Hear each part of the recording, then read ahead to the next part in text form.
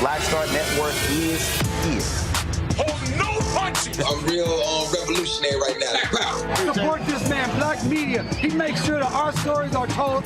Thank you for being the voice of Black America, Roland. Stay black. I love y'all. All momentum we have now, we have to keep this going. The video looks phenomenal. See, there's a difference between Black Star Network and Black-owned media and something like CNN. You can't be Black-owned media and be scared. It's time to be smart. Bring your eyeballs home. You dig?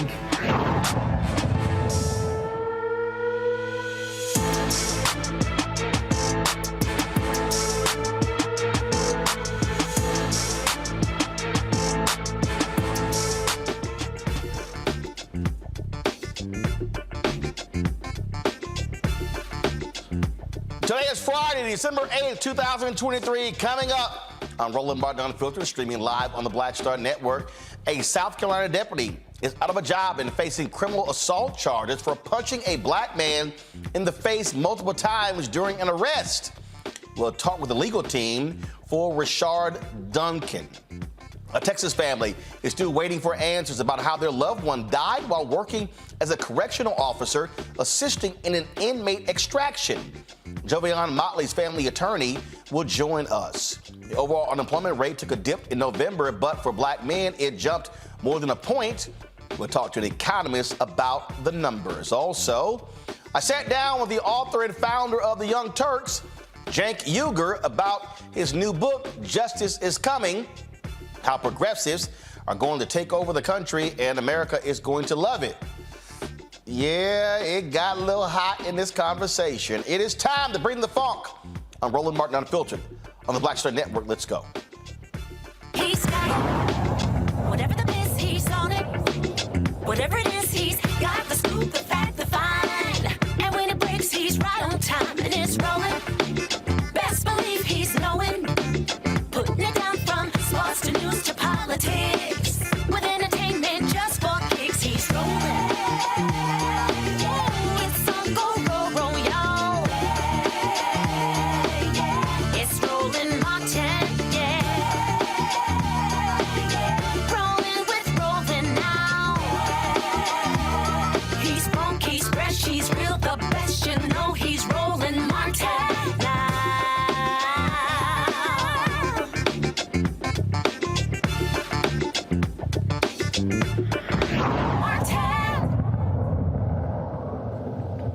A former South Carolina sheriff's deputy is out of a job and facing assault charges for beating a suspect, and a supervisor got demoted for not filing paperwork in a timely manner. James Hank Carter has been charged with misconduct in office. That's third-degree assault and battery charges. This took place against Rashard Duncan. His supervisor, Tim Carroll, was demoted from sergeant to master deputy for waiting 19 days to turn in the use of force packet to his supervisors. On October 21st, after a brief high-speed and foot chase, Carter punched Duncan several times in the face. It's all on body cam video that's been released by the Charleston County Sheriff's Office. Check this out.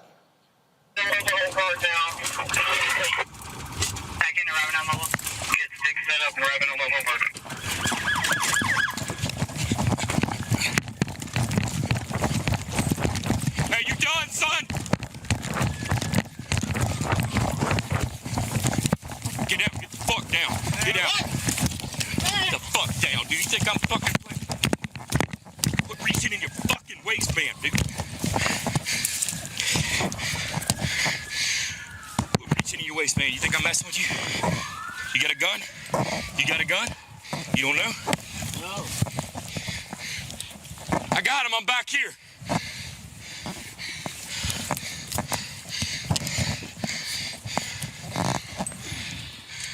I got you. It's your boy. You'll see. It's your boy. Get up. Oh, you tough. Why you poking me in my feet? Because you're reaching in your fucking waistband, that's why. Hey, I put in my fucking pants. I don't give a shit what you reaching for, dude.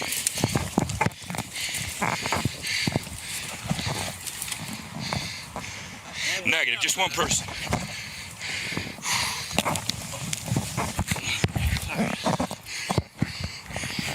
think he's slick.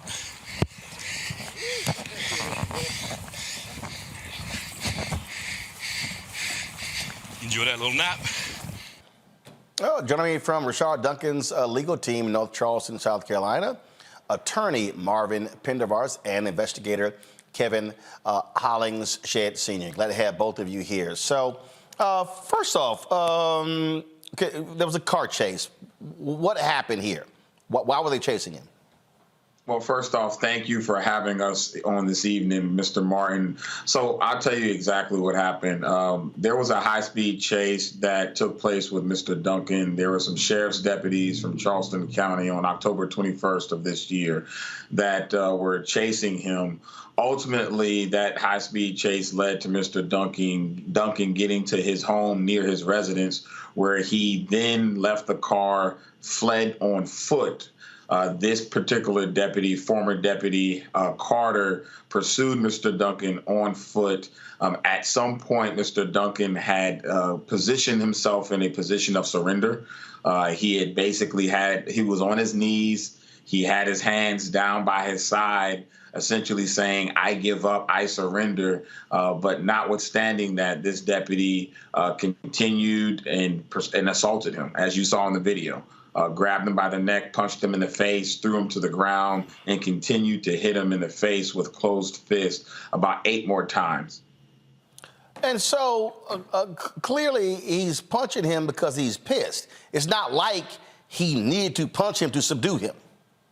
That's exactly right. And that's why, it was determined that what he was doing was excessive.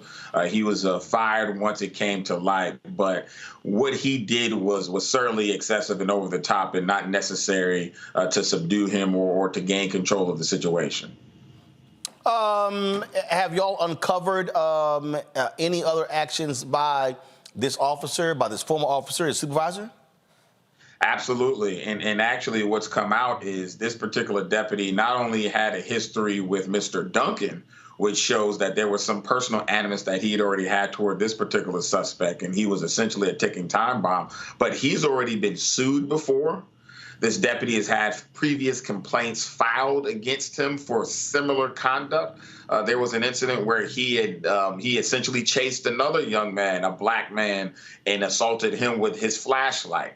And knocked him out cold, right? And so this particular pattern of conduct is something that is not new to Mr. Duncan's situation. This is something that this deputy has been known for. And again, he's had prior instances where he's been reprimanded and written up and had complaints filed against him because of his misconduct. And so as this investigation unfolds, we start to learn more information about this particular deputy. So what is next for your team? Well, obviously, we're going to be pursuing legal action. But right now, what we've done is we've asked for the sheriff's office to release all the video that they have so that the public can see exactly what happened, how it unfolded, and what happened to Mr. Duncan. 2, we want to make sure that there is a thorough investigation into this sheriff's office. What I will tell you is what happened to Mr. Duncan is just not isolated to him. This sheriff's office has had a history of misconduct recently and certainly in past instances where victims have been victimized by deputies. And so we've got to make sure that we uncover what's going on. But more alarming, and I believe you alluded to it at the beginning, where the supervisor who was involved in this was reprimanded because of his conduct. We've got to find out who else has been complicit in this, right? The manner by which this deputy acted, being so irate, being so ready to assault this young man and bring about physical harm on him immediately, it begs the question, one, of obviously the history that they've had, but also who else knew about this? Who else was complicit in this? Was there anybody else that tried to basically brush this under the rug? Yeah, we commend the sheriff's office for ultimately firing him and bringing charges against him. But, who else is involved and how long has this kind of conduct been going on? It speaks to the training that's going on at the sheriff's office, the hiring practices at the sheriff's office. And it's something that we intend to get to the bottom of as we pursue legal action, but obviously making sure that we get an investigation as well. All right. Gentlemen, anything else? Well, the last thing I'll tell you, Mr. Martin, and probably one of the most alarming things about this is, there's a narrative that's being put out there that essentially is trying to disparage and bring a disrepute to the victim. And so often in these cases where you've got law enforcement that's attacked and caused harm to someone, they try to bring the victim's past life or what's happening to try to justify the officer's actions. And there was a quote by the officer's attorney who said, and I'm paraphrasing a bit, but basically he said, if the officer does not have a complaint filed against him, then an officer is not doing his job. And that's alarming because that promotes that kind of conduct that tells these officers that it's okay, that essentially you've got to do what you've got to do to gain compliance and to make sure that people listen to you and do what you have to do on the streets. And they're real victims. It can cost people's lives. Thankfully, Mr. Duncan is here to tell his story, but the next person might not be. And that's why we're here to talk about it. That's why we're pursuing legal action. And we thank you for the opportunity to share Mr. Duncan's story. All right, gentlemen, I surely appreciate it. Thanks a lot. Thank you so much. Folks, going to a break. We come back. We'll chat with my panel. Also, lots of other stuff we're going to talk about on today's show. Folks, you don't want to miss this. Do not forget, folks, supporting what we do. First, if you're watching on YouTube, hit that like button, y'all. Hit that like button. All right? Make it happen. Second of all, you can join our Bring the Fuck fan club. See and check in money orders to P.O. Box 57196, Washington, D.C. 20037-0196. Cash App, $RM Unfiltered. PayPal, R Martin Unfiltered. Venmo is RM Unfiltered. Zelle, Roland at RolandSMartin.com. Roland at RolandMartinUnfiltered.com. We'll be right back. Next on The Black Table with me, Greg Carr. We featured the brand new work of Professor Angie Porter, which, simply put, is a revolutionary reframing of the African experience in this country. It's the one legal article everyone, and I mean everyone, should read. Professor Porter and Dr. Valencia Watkins, our legal roundtable team, join us to explore the paper that I guarantee is going to prompt a major aha moment in our culture. You crystallize it by saying, who are we to other people? Who are African people to others? Governance is our thing. Who are we to each other?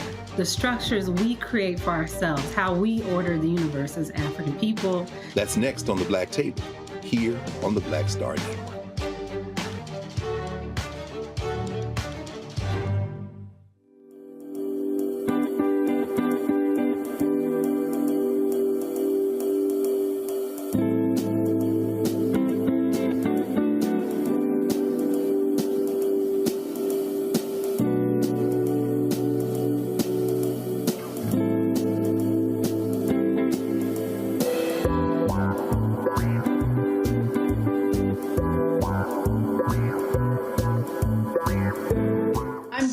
And on the next frequency, Professor Janelle Hobson joins us to talk about hip-hop and its intersection with feminism and racial equality, plus her enlightening work with Ms. Magazine and how the great Harriet Tubman connects with women in hip-hop. So it was not hard for me to go from Harriet Tubman to hip-hop, honestly, because it is a legacy of Black women's resistance and Black women supporting our communities. That's what Harriet Tubman did. That's on the frequency on the Black Star Network. What's up, everybody? It's your girl, Latasha from the A. And you're watching Roland Martin Unfiltered.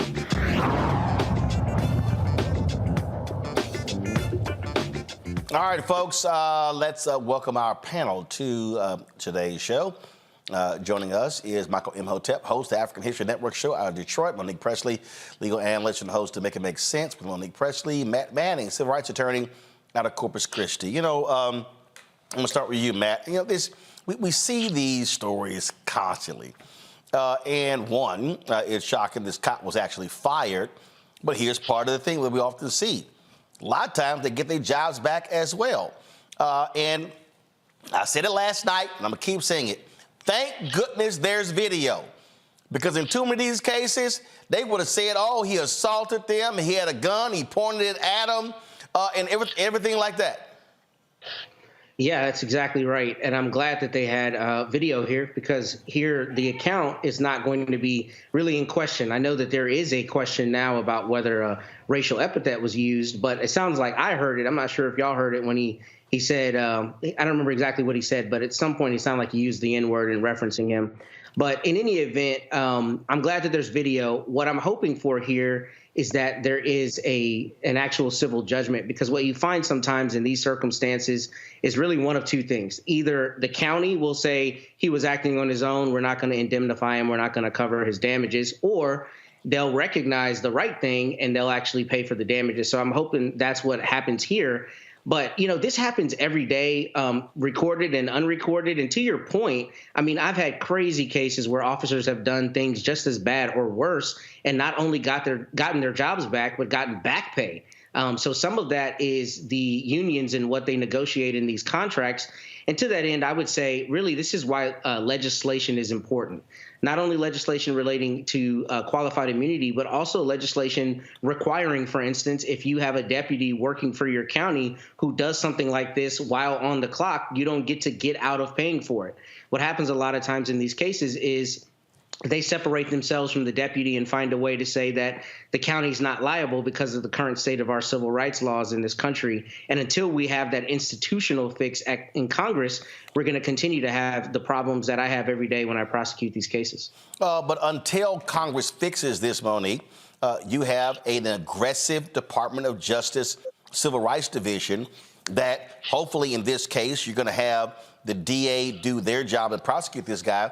But thank goodness we have a DOJ that's actually holding police and jail wardens and others responsible. Absolutely. Absolutely. They are doing a better job of it than we have seen in several administrations.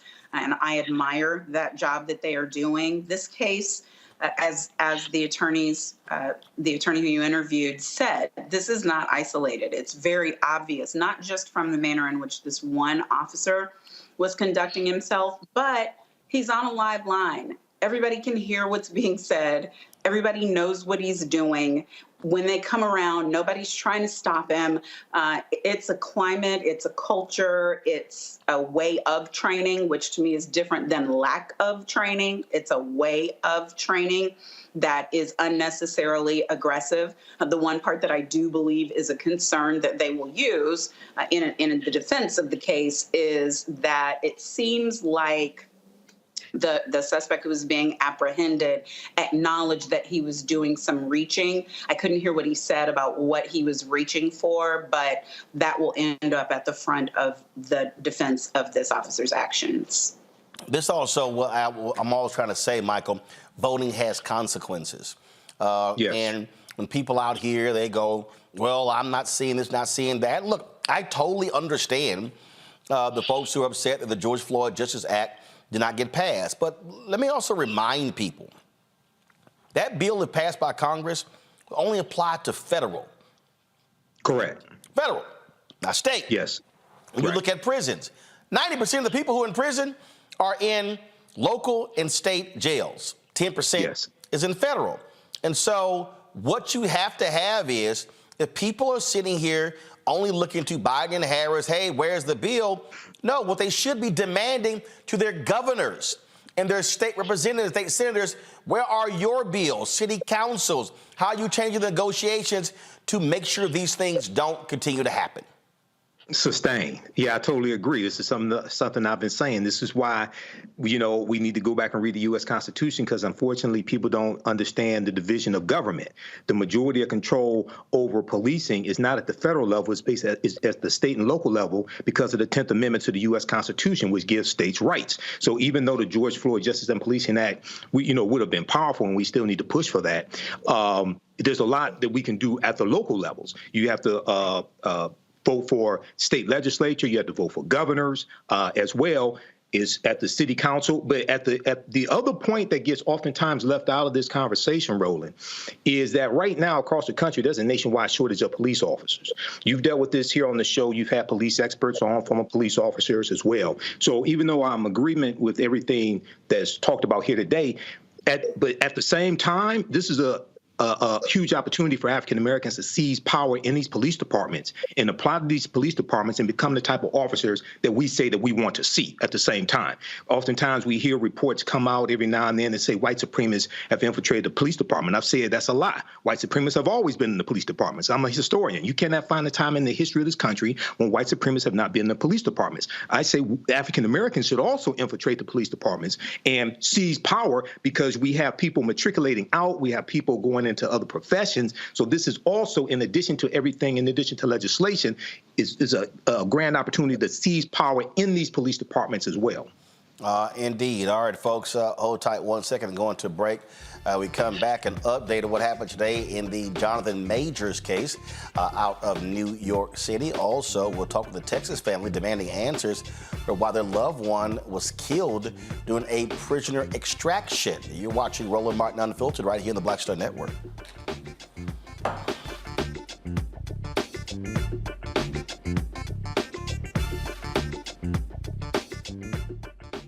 Hatred on the streets, a horrific scene, a white nationalist rally that descended into deadly violence. White people are losing their damn minds. As an angry pro-Trump mob storms the U.S. Capitol, we're about to see the rise of what I call white minority resistance.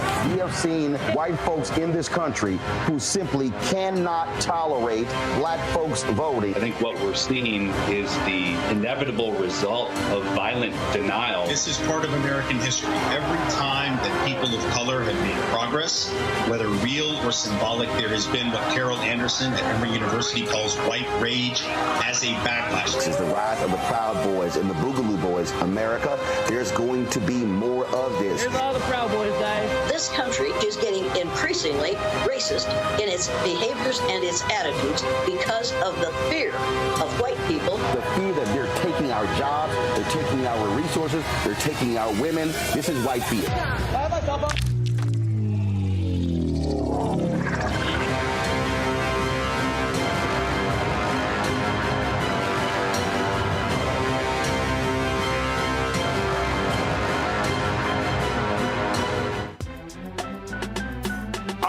Muhammad, live from LA. And this is The Culture. The Culture is a two-way conversation. You and me. We talk about the stories, politics, the good, the bad, and the downright ugly. So join our community every day at 3 p.m. Eastern and let your voice be heard. Hey, we're all in this together. So let's talk about it and see what kind of trouble we can get into. It's The Culture, weekdays at 3, only on the Black Star Network. Hi, I'm Jo Marie Payton, voice of Sugar Mama on Disney's Louder and Prouder Disney Plus, and I'm with Roland Martin on Unfiltered.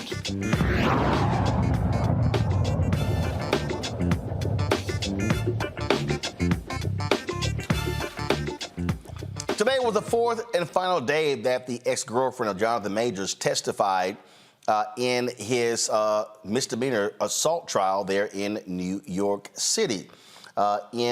Today, text messages from Majors to her were actually admitted from a previous incident. This here is from, let me pull this up, folks, from the Rolling Stone. And so based upon what was entered into evidence today in court, in these text messages, he wrote, "I fear you have no perspective what could happen if you go to the hospital. They will ask you questions." This is what he texted to Grace Jabari. He also said, and as I don't think you actually protect us, it could lead to an investigation, even if you do lie and they suspect something. She responded, "Why would I tell them what really happened when it's clear I want to be with you? I will tell the doctor I bumped my head. I will not go to the doctor if you don't feel safe with me doing so. I'm going to give it one more day, but I can't sleep and I need some stronger pain killers." Over the last 4 days, she's been under withering cross-examination by the defense. And he testified earlier, another day, that she actually hit him first, snatching the phone out of his hand. Now, keep in mind, this is a misdemeanor trial that they've taken to a full trial here. This all started based upon what took place in an incident in a car on March 25th between Majors and the ex-girlfriend. Let's go back to my panel. I'll start with you, Monique. Sitting here, again, watching this, obviously the prosecution is putting their case on. They had an ex-girlfriend testify in this case right here. They're entering in text from a previous incident, trying to lay out this narrative that they're dealing with an absolute monster in Jonathan Majors. Your perspective, go ahead. You're muted. You're muted. Can you hear me now? You ain't done this in a while? Go ahead. I was trying to eat some chicken during the break, actually. Lord.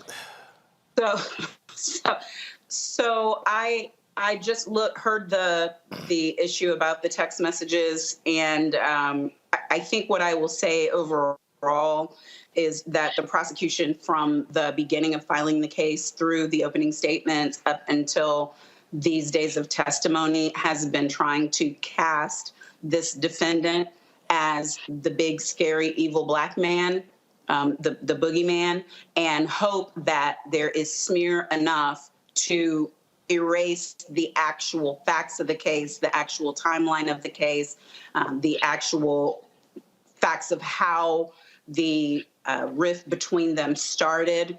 And as you know, Roland, it started with the former girlfriend committing an assault against Mr. Majors because grabbing at someone's property, grabbing at their hand and property, taking it, that is a crime in New York City, and that's why she was arrested. And I still don't have an answer yet for why the charges were not pressed by the prosecutor's office, why there was a declination. Maybe that was part of their agreement with her, I don't know.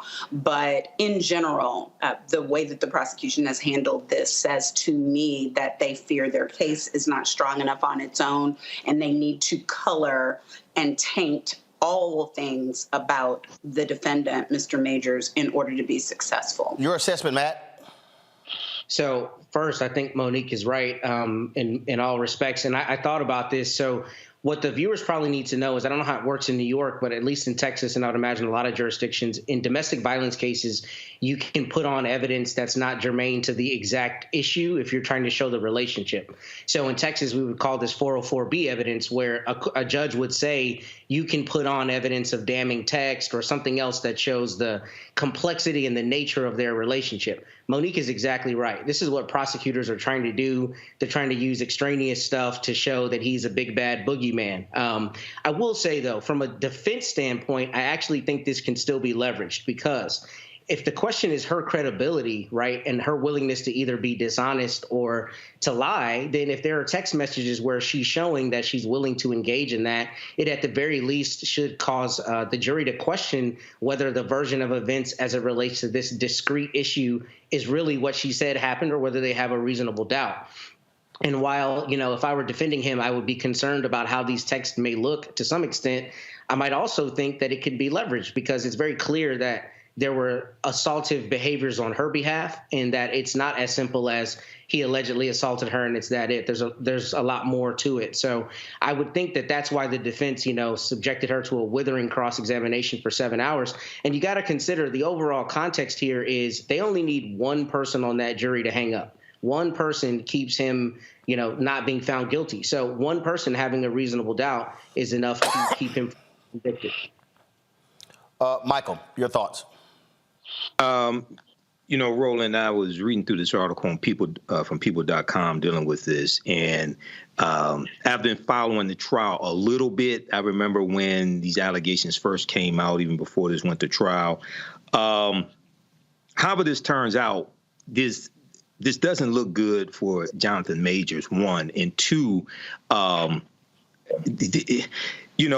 it's a shame whether he's guilty or not.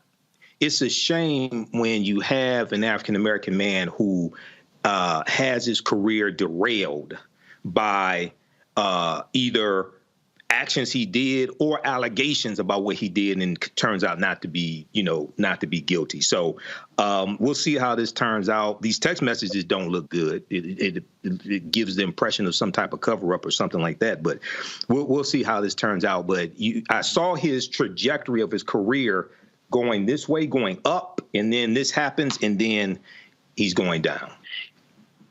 Oh, well, absolutely. I mean, he was about to blow up when this happened. I mean, the Marvel stuff, other movies with Michael B. Jordan, you name it. And so, yeah, obviously he's trying to stay out of jail and trying to salvage his career. So, again, prosecutors putting their case on.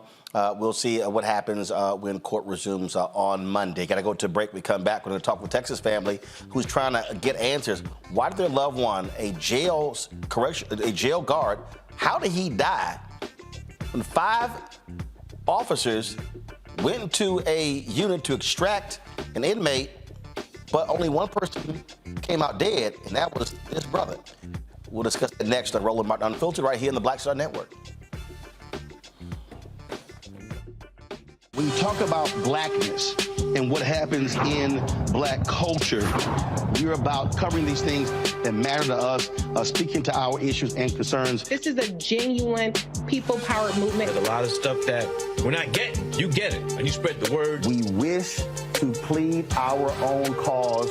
Too long have others spoken for us. We cannot tell our own story if we can't pay for it. This is about covering us. Invest in black-owned media. Your dollars matter. We don't have to keep asking them to cover our stuff. So please support us in what we do, folks. We want to hit 2,000 people, $50 this month, raise $100,000. We're behind 100,000, so we want to hit that. Y'all money makes this possible. Checks and money orders go to P.O. Box 57196, Washington, D.C. 20037-0196. The Cash App is $RM Unfiltered. PayPal is R Martin Unfiltered. Venmo is RM Unfiltered. Zelle is Roland at RolandSMartin.com. Grow your business or career with Grow with Google's wide range of online courses, digital training, and tools. Gain in-demand job skills with flexible online training programs designed to put you on the fast track to jobs in high-growth fields. No experience is necessary. Learn at your own pace. Complete the online certificate program on your own terms. Stand out to employers, get on a path to in-demand jobs, and connect with top employers who are currently hiring. Take one professional career certificate program or all 6. Earn a Google Career Certificate to prepare for a job in a high-growth field like data analytics, project management, UX design, cybersecurity, and more. All professional career certificate programs must be completed by December 31st, 2024. Scan the QR code to complete the application. There are 1,000 scholarships available. Grow with Google and J. Hood and Associates. Be job ready and qualify for in-demand jobs. Hello, I'm Paula J. Parker. Truly proud on the Proud Family, Louder and Prouder on Disney+. And you're watching Roland Martin Unfiltered.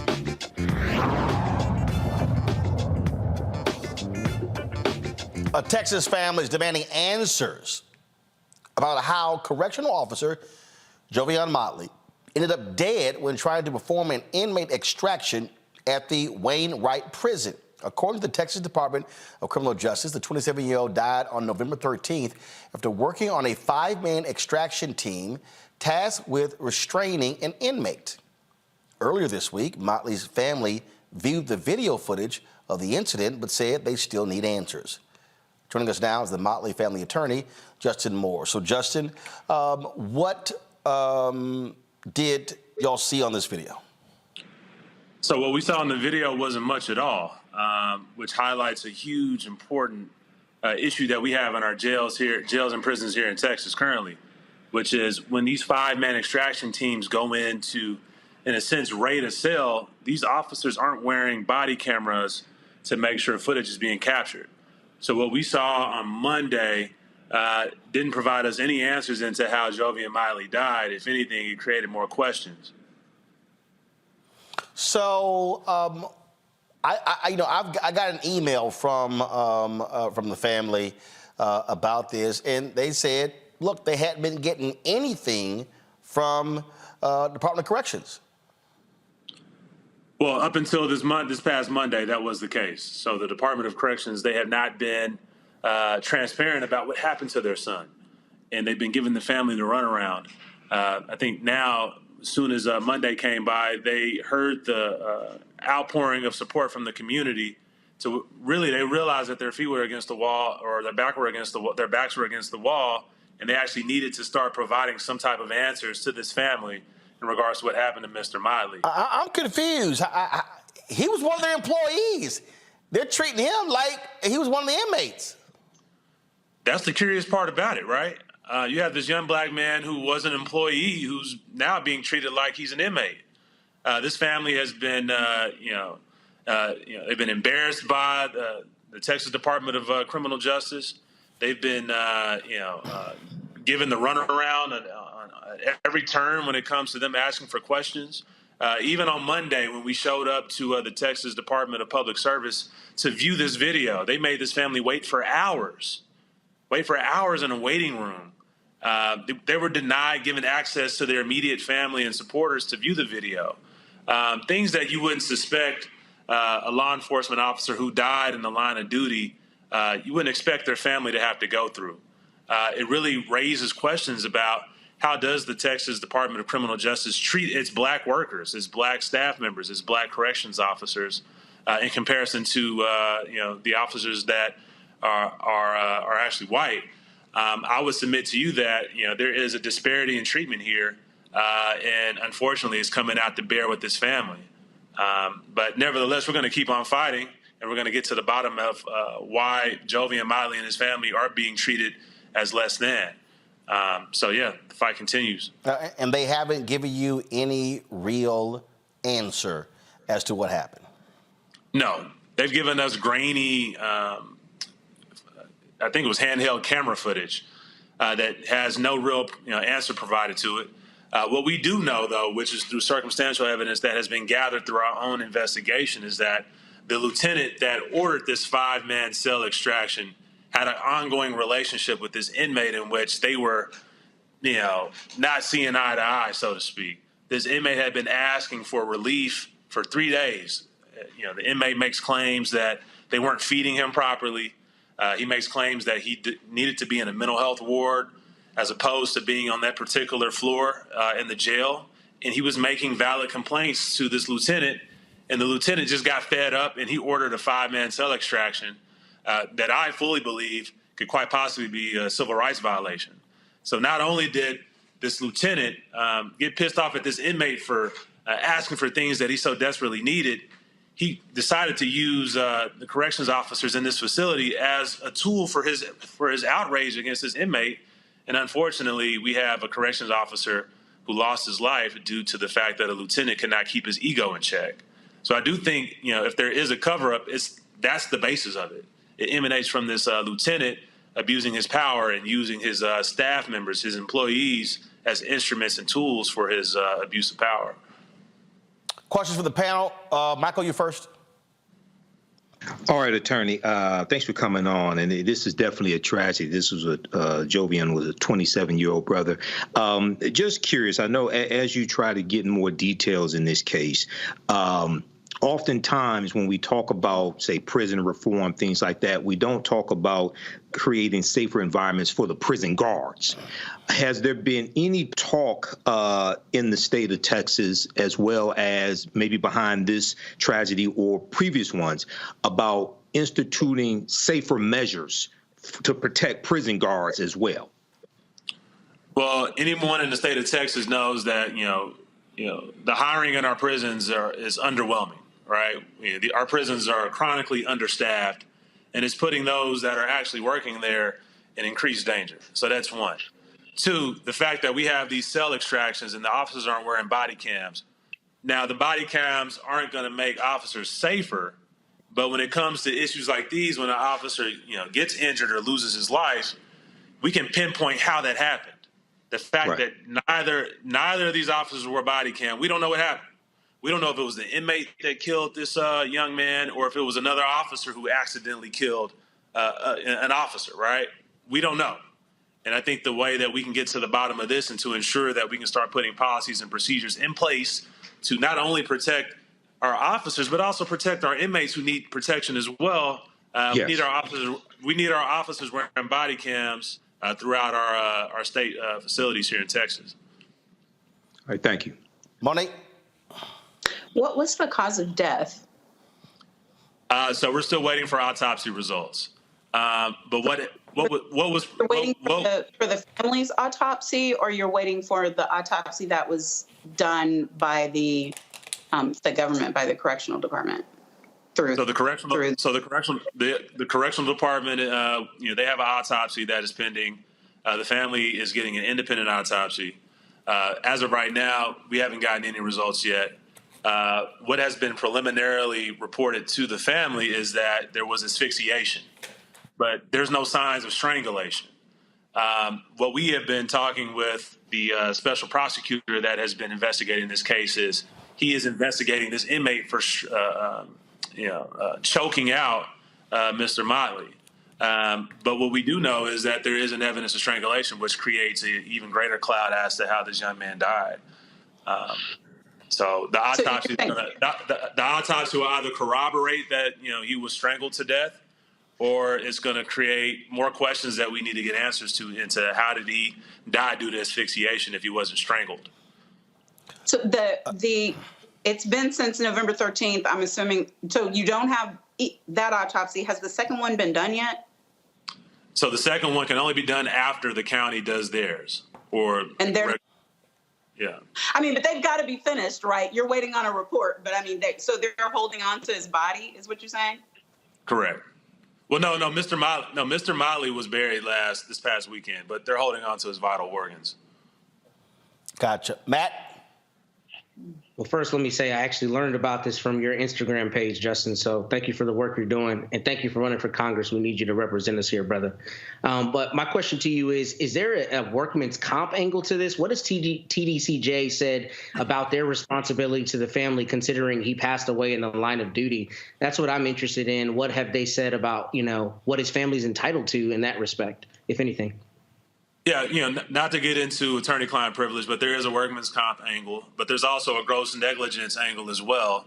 So just generally and broadly speaking, a person can take advantage of workman's comp benefits and still sue an employer for gross negligence. And we believe that there is gross negligence here. So we're actively going to pursue the civil process and investigate those claims from a gross negligence perspective. All right. Can I ask a question, Roland? Sorry, yeah, go ahead. One more question. Go ahead. So I know TDCJ has these cell intervention teams, I think is what they're called, because I have a case involving one now. Have you been able to see their policies? Because when I was working my case related to it, it seems like they don't really have policies on that, and it's kind of nebulous. They're just able to do whatever they want. Has that been what y'all have found in terms of policies without going too far into the privilege stuff? I mean, that is what we have seen. And from my work working with prisoners who have sued institutions for civil rights violations in the past, we know that wardens are the ones that not only dictate and create the policies, but they're the ones that override their own policies as well. So ultimately, it really just falls into the warden's lap on how each prison is ran, if there are policies in place or if there aren't policies in place. So in this particular prison, it does seem that the warden of the Wainwright unit here in TDCJ has a system in which the policies are not sufficient and they're unable to effectively protect not just their officers but also the inmates as well. All right. Justin Moore, certainly keep us updated on this case. Will do. Thank you for having me. Thanks a bunch. Folks, it's been a rough week, actually about a rough couple of months for Ivy League presidents. Man, Claudine Gay, the president of Harvard, raked over the coals after she testified this week in Congress. Republicans have been attacking them. Also, donors of these schools have saying they are not protecting Jewish students. Here was one exchange this week in that testy congressional hearing between the first black president at Harvard, and Republicans in the House. Dr. Gay, did anyone contact you about flying the Israeli flag over Harvard Yard? Yes. And the decision was made not to allow the flag to be flown over Harvard Yard? It's been standard protocol at the university for years to only fly the American flag unless we have a visiting dignitary. So the decision was made to allow the Ukraine flag to be flown over Harvard Yard? That was a decision that was made by my predecessor as an exception to a long-standing rule. So it was an exception. So you made an exception for the Ukrainian flag, but not the university made an exception for the Ukrainian flag, but not the Israeli flag. That was a choice made by my predecessor. Are you aware that there are stickers that are placed on Harvard University Dining Services food calling for Israeli apartheid? It says, warning, Sabra funds Israeli apartheid and the murder of Palestinians. Is that acceptable? I can assure you that we have strong disciplinary processes when there are violations of our rules. And this is a violation of the rules? I can't see that very clearly, but... Are you not aware of the stickers being placed on the food items provided to Harvard students? I do recall an episode like that. And there are disciplinary actions ongoing? Given students' privacy and FERPA, which I'm sure you know well, I will not say more about these particular cases other than to say that disciplinary processes are underway. Dr. Gay, did anyone contact you about flying the Israeli flag? Now, what you've seen is you've seen a lot of donors really being upset. Harvard demands for her to resign. The president of Penn, one donor has called for his $100 million donation to be returned. You have billionaire Bill Ackerman, who actually said that the president of Harvard was a diversity hire. I guess he didn't look at her bio. This here, the president, she released a statement after a lot of people criticized her testimony, but then she gave an interview with the Harvard Crimson. She said this here: I got caught up in what had become at that point an extended combative exchange about policies and procedures. What I should have had the presence of mind to do in that moment was return to my guiding truth, which is that calls for violence against our Jewish community, threats to our Jewish students have no place at Harvard and will never go unchallenged. Subsequently, I failed to convey what is my truth. Go to my panel, and I'll start with you, Michael. The thing here is these Ivy League presidents, they have been charged with allowing, critics say they're allowing anti-Semitism to run rampant. They are angry that they are not shutting down any of these protests at all. Then you got these presidents who are saying, look, if we're going to talk about free speech, is this not free speech? Now you've got the money folks. Now you got the donors. You've got billionaires and others saying, I'm pulling my money out of Columbia, out of Harvard, out of Penn, out of these schools, angry with the reaction. What do you make of this battle that's going on between these donors, many of them Jewish, and these Ivy League schools? Well, Roland, this is, I would say, this was multi-pronged. First of all, just so everybody knows, that was Republican Representative Elise Stefanik of New York, who is a huge Trump supporter. Now a lot of this is a lot of grandstanding for Fox News and right-wing conservative talk radio and things like this. I'm against what people would call hate speech against anybody, regardless of race, ethnicity, things of this nature. But when I look at now, you have some Jewish donors saying that they're going to withhold donations, et cetera. You may have a situation where policies at college campuses are revised across the board. But I find it really odd. This was a congressional hearing, House of Representatives. I find it really odd that you have a congressional hearing about this, but when you have anti-Black sentiments on college campuses, Republicans are not screaming about that, okay? So even though, once again, I'm against hate speech against anybody, but a lot of this, especially coming from Republicans, is like selective outrage, when at the same time they don't want to condemn Donald Trump for a lot of his hate speech or what people will perceive as hate speech. Here's what you have again here, what you have here going on, Monique. Bill Ackman. He is the hedge fund guy. He literally accused, go to my iPad, he's accused Claudine Gay solely of being hired because of DEI.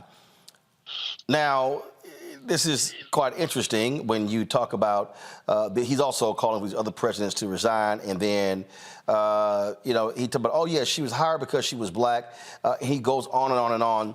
And Amisha Cross wrote a column blasting what he had to say, and others as well. And the thing that I've made perfectly clear is, let's be clear, this is the go-to for these people. It's always their go-to is, oh, you DEI. But they'll never sit here and talk about these mediocre white men who get hired and stuff along those lines. And so that's how he's attacking this sister. Sure. Well, I mean, there's nowhere else for him to go, really. He knows that he's wrong on the law. He knows that fostering free speech, even if it's speech that we don't like, the prime place where that should be happening is in the educational setting in a university. That is where we figure out, as adults who are blessed enough to go there, the way that we think, what we care about, what we don't, how to resolve conflict, how to exercise freedom of speech and freedom of restraint, the difference between hate speech and hateful speech. Now, speech that's calling Black people N-word is hateful. But if you're doing it to a whole group of people, it is not by law hate speech.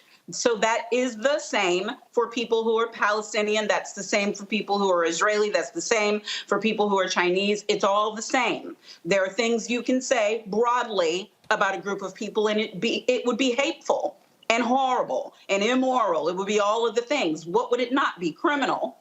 It would not be hate speech that can be deterred. So do we really want to have universities that are shutting down speech we don't like? Is that even what this country is about? And I think it's more telling when it comes from communities that consider themselves allies of Black people. Don't call yourself an ally when you know that the Ku Klux Klan has been a legal organization in this country since its birth. And you know exactly what they do. So if you march with me, but you don't want the Klan gone out of the face of the earth, then you got to march with me when I'm saying that these students have the right to say whatever it is they want to say. Of course, he runs his mouth. Bill Ackman does, Matt. And I'm sure Dr. Claudine Gay knows what he's talking about. Go to my iPad, because she's the Wilbur A. Coward Professor of Government and of African and African American Studies. And so she kind of knows this stuff. She's the former Dean of Social Science for the Faculty of Arts and Sciences. Let's see right here, since, Mr. Run His Mouth is saying this sort of stuff. Let's see here. Before joining the Department of Government in September 2006, she was an assistant professor of political science at Stanford University, associate professor tenured there as well, visiting fellow at the Public Policy Institute of California, where she conducted research and published a monograph that examined voter participation in minority-dominated congressional districts. Got her PhD from Harvard in 1998, awarded the department's Toppan Prize for the best dissertation in political science, earned a bachelor's degree in economics from Stanford University, where she graduated in 1992 with honors and distinction, and was awarded the Anna Laura Myers Prize for best senior thesis in economics. Yeah, I guess she doesn't have a resume. Yeah, but we don't have to trot out all of her bona fides, to defend what we know is a BS argument and an attack on her. And that's too often what we have to do. We too often have to counter this BS virtue signaling by saying, but look, I am in fact good enough. We know she's good enough. Harvard would hire somebody that's not eminently qualified to be its president. That's an absurd idea. It's well, Harvard. I just like this. I just like this for the people who don't know anything about her. And matter of fact, let's go back to my iPad, y'all. This right here is her resume. Let me keep going. I ain't done yet. See, some of y'all got half page, 1 page. Y'all, her resume 5 pages. So just for the folks out there who don't know, I think sometimes it's important to literally show the accomplishments of this sister for the folk who don't know. Matt, go ahead.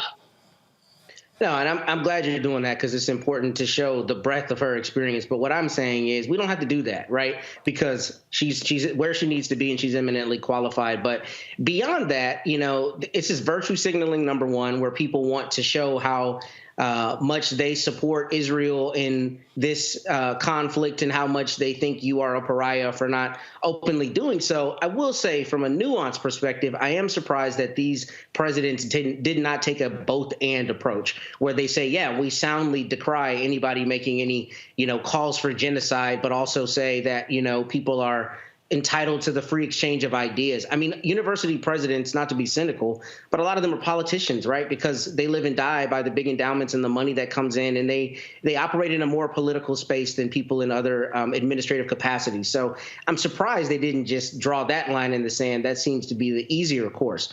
But notwithstanding that, I think Monique kind of alluded to this, colleges are places where free exchange of ideas should occur. So the idea that, you know, we're going to castigate and criminalize, if you will, every student that says something in a highly charged conflict that has been going on for years is, one, an absurd idea, and two, is not probative of the school's value and whether they're actually going to protect the students. And I think that's what Stefanik is trying to do here. Hey, if you don't say that you're against, you know, these student statements, then you're somehow against Israel, and that's not what you get to deduce from that. But I am surprised that the university presidents did not, you know, take a stronger tack on that, because to me, you can do both. I'll be honest with you. I think what happened was they gave their answers and they didn't want to give them a win. I think that they knew it was absurd. They knew what was stupid, and they did not want to give it to them, not realizing what they did was further inflame this. When you ask the question, are you going to protect Jewish students, they sort of gave this, you know, around the block answer. And again, I get why. But the bottom line is you knew why they were calling you down there. You knew what congressional hearings are like. So you have to sort of anticipate the ridiculous shenanigans they're going to play. And guess what? You gave them exactly what they got. You gave them exactly what they were looking for, and that is to feed the insatiable appetite of their right-wing audience. And so that's what's going on. Hold tight 1 second. We come back. Economic numbers. Jobs came out today. Ooh, Lord. The right wing like, damn it, another good month. What in the hell with Bidenomics? We'll discuss it next on Roland Martin Unfiltered on Black Star Network.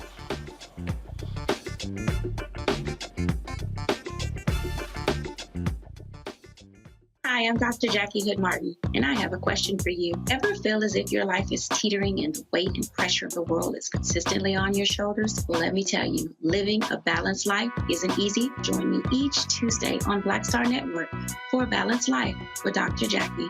We'll laugh together, cry together, pull ourselves together, and cheer each other on. So join me for new shows each Tuesday on Black Star Network, A Balanced Life with Dr. Jackie.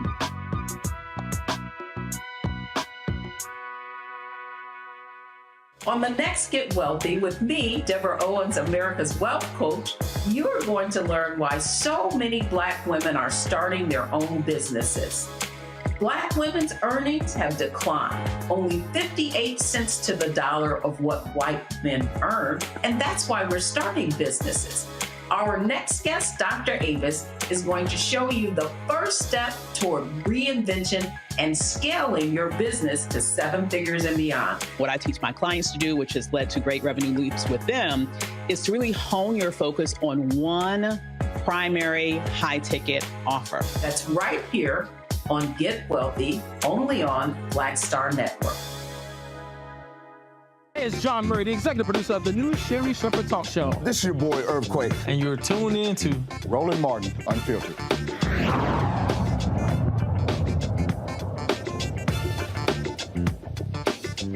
If there's one thing that I love once a month is when the jobs reports come out and the folks over there at Fox News got to go, shit, another good month. You know they out here cheering for a bad economic report. And that crazy MAGA nutcase, Maria Bartiromo, ooh, I just love to see when she is sitting here, her head spinning, and that evil brain of hers is going, damn it, I gotta utter these words. and you know it kills her because she's kissed more Trump butt than Melania. And so check this out. So when the numbers dropped this morning, Lord, you should have seen the look on her face. Watch this. Overall, you got to look at this report as a big positive. We've got more jobs created than expected. Joe LaVorne, you've been saying this for a long time, saying that the economy is a lot stronger than anybody understands. Your reaction? It takes a while. Everything Steve said makes complete sense. The numbers are good numbers, no question. The fact that the unemployment rate fell is good. It was because household employment was up over 700,000. But overall, you got to look at this report as... All right, y'all, Morgan Harper from the American Economic Liberties Project joins us right now. And Morgan, you can hear it in their voice. They're like, damn it, it went down again. We adding jobs. I mean, they can't wait to go. See, look at that. Oh, my goodness. We lost. They can't wait for there to be an awful jobs report to trash Biden Harris. I know, and they had so many people prepared to talk about this negative news. And yet again, we are seeing the strength of good economic policy, unemployment down, jobs getting added. And it's hard to argue with those numbers. And also that we're seeing that, wage growth is continuing, but it is somewhat leveling off.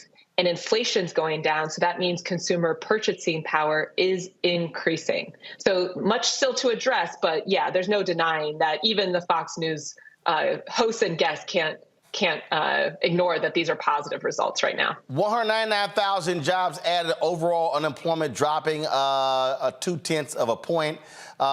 Then, of course, now the unemployment rate for African Americans remained the same, while the rate for black men went up by 1 point. Women saw a drop as well. What do you attribute that to? Well, it does seem like some of the job growth is coming from sectors that are back to work. So we had some, and we talked about this, the last time I was on, we had some striking workers in the auto industry. We have, now in the acting industry that are back to work. It does seem like the most jobs are being added in healthcare and in government. So people are, and labor force participation is increasing. So I think, because of all of that, you're going to see the unemployment numbers drop. But there are some things that we need to continue to monitor. And like I said, this is all extremely positive news for the overall economy, but we do have multiple experiences that are happening within the economy. So we're not seeing that type of job growth in manufacturing sector. We're seeing that temporary workers, especially in this holiday season, which is a little weird, seems to be stagnating. And that can hit some of our, folks that are earning lower incomes and maybe not as affluent. And that's something we need to continue to watch. Now, to your point earlier, I love all of the folk who talk on Thursday and the report comes on Friday. It's sort of like when you're watching a sports and they talk about what's going to happen with the game, and then teams get blown out. It's kind of like,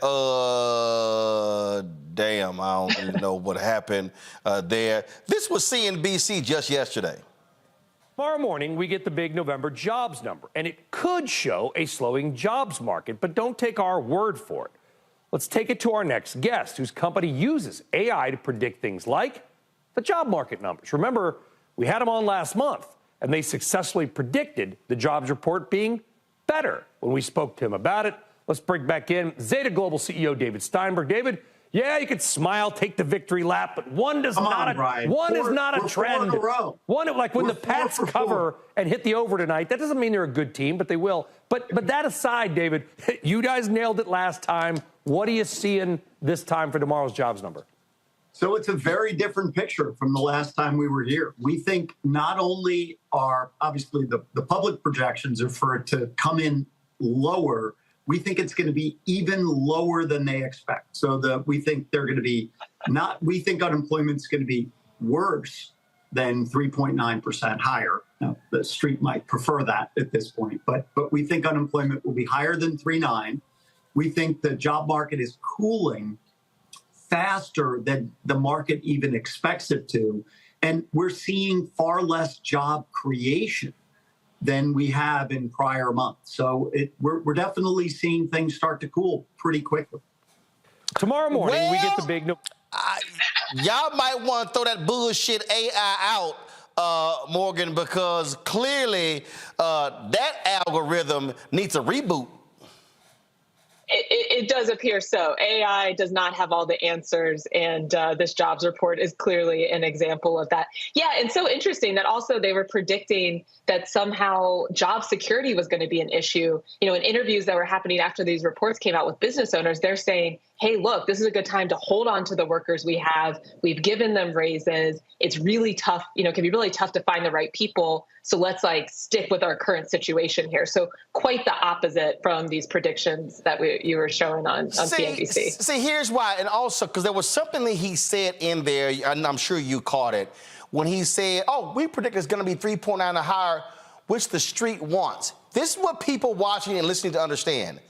Wall Street, they want higher unemployment. They are pissed off that unemployment is so low. They've been saying it because they don't like that workers have options.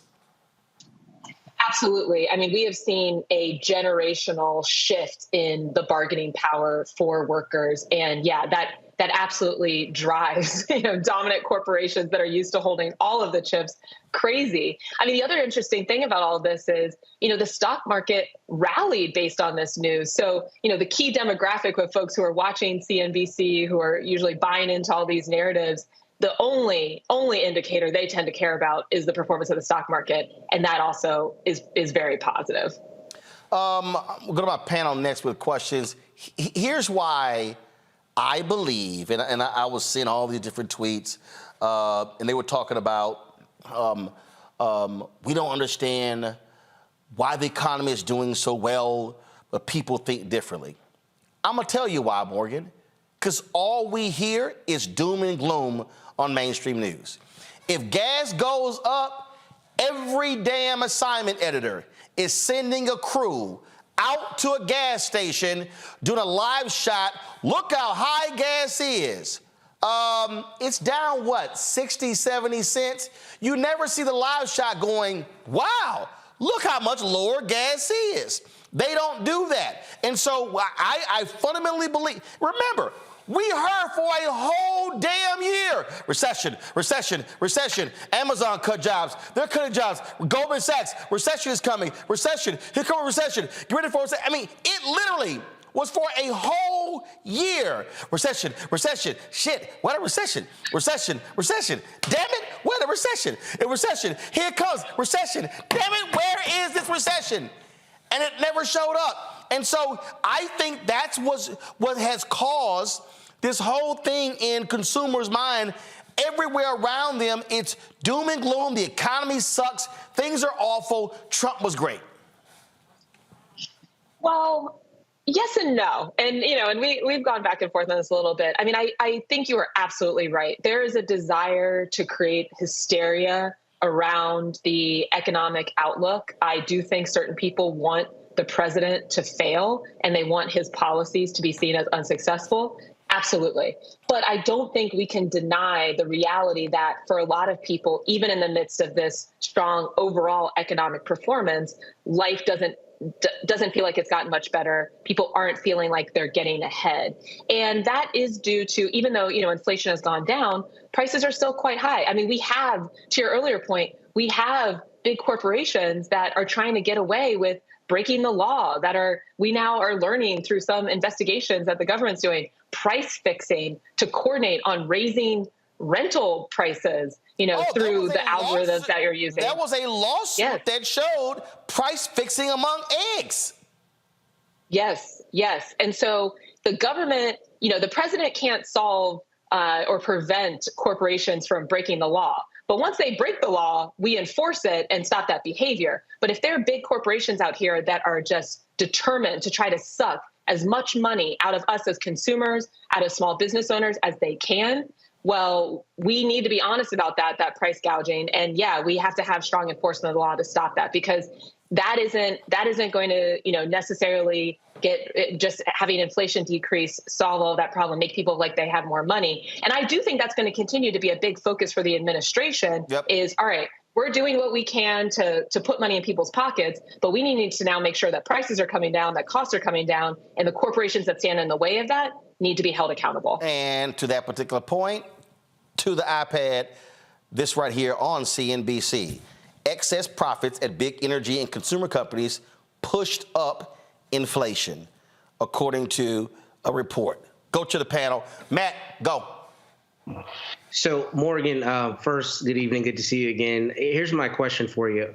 What, if any, advice do you take from this for the average Black family in terms of the next few months of financial planning? I mean, obviously, this is a jobs number, but what do we take from this on the ground for how our families plan going forward? Because I presume some of these numbers are high because we're coming into the retail season. Retailers are going to need more people on the ground, right? But going forward in terms of prices, I think people are still feeling some of that anxiety you talked about. So how do we extrapolate from that advice for the families going forward?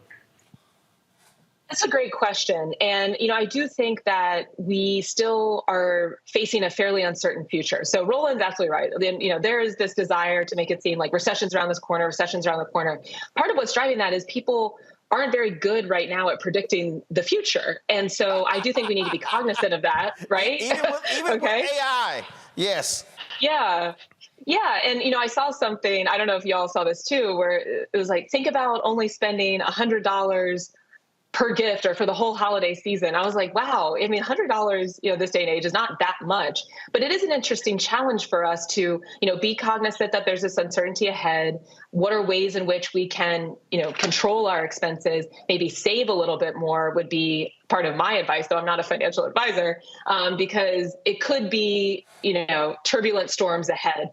And by the way, there's like a big question mark around what the next administration is going to look like. There are people that are trying to, say they're going to bring down the whole government. So, a little caution. We've had our time post-COVID. We got, the vacation in if you could. We lived it up. We went to the concert. We saw Renaissance.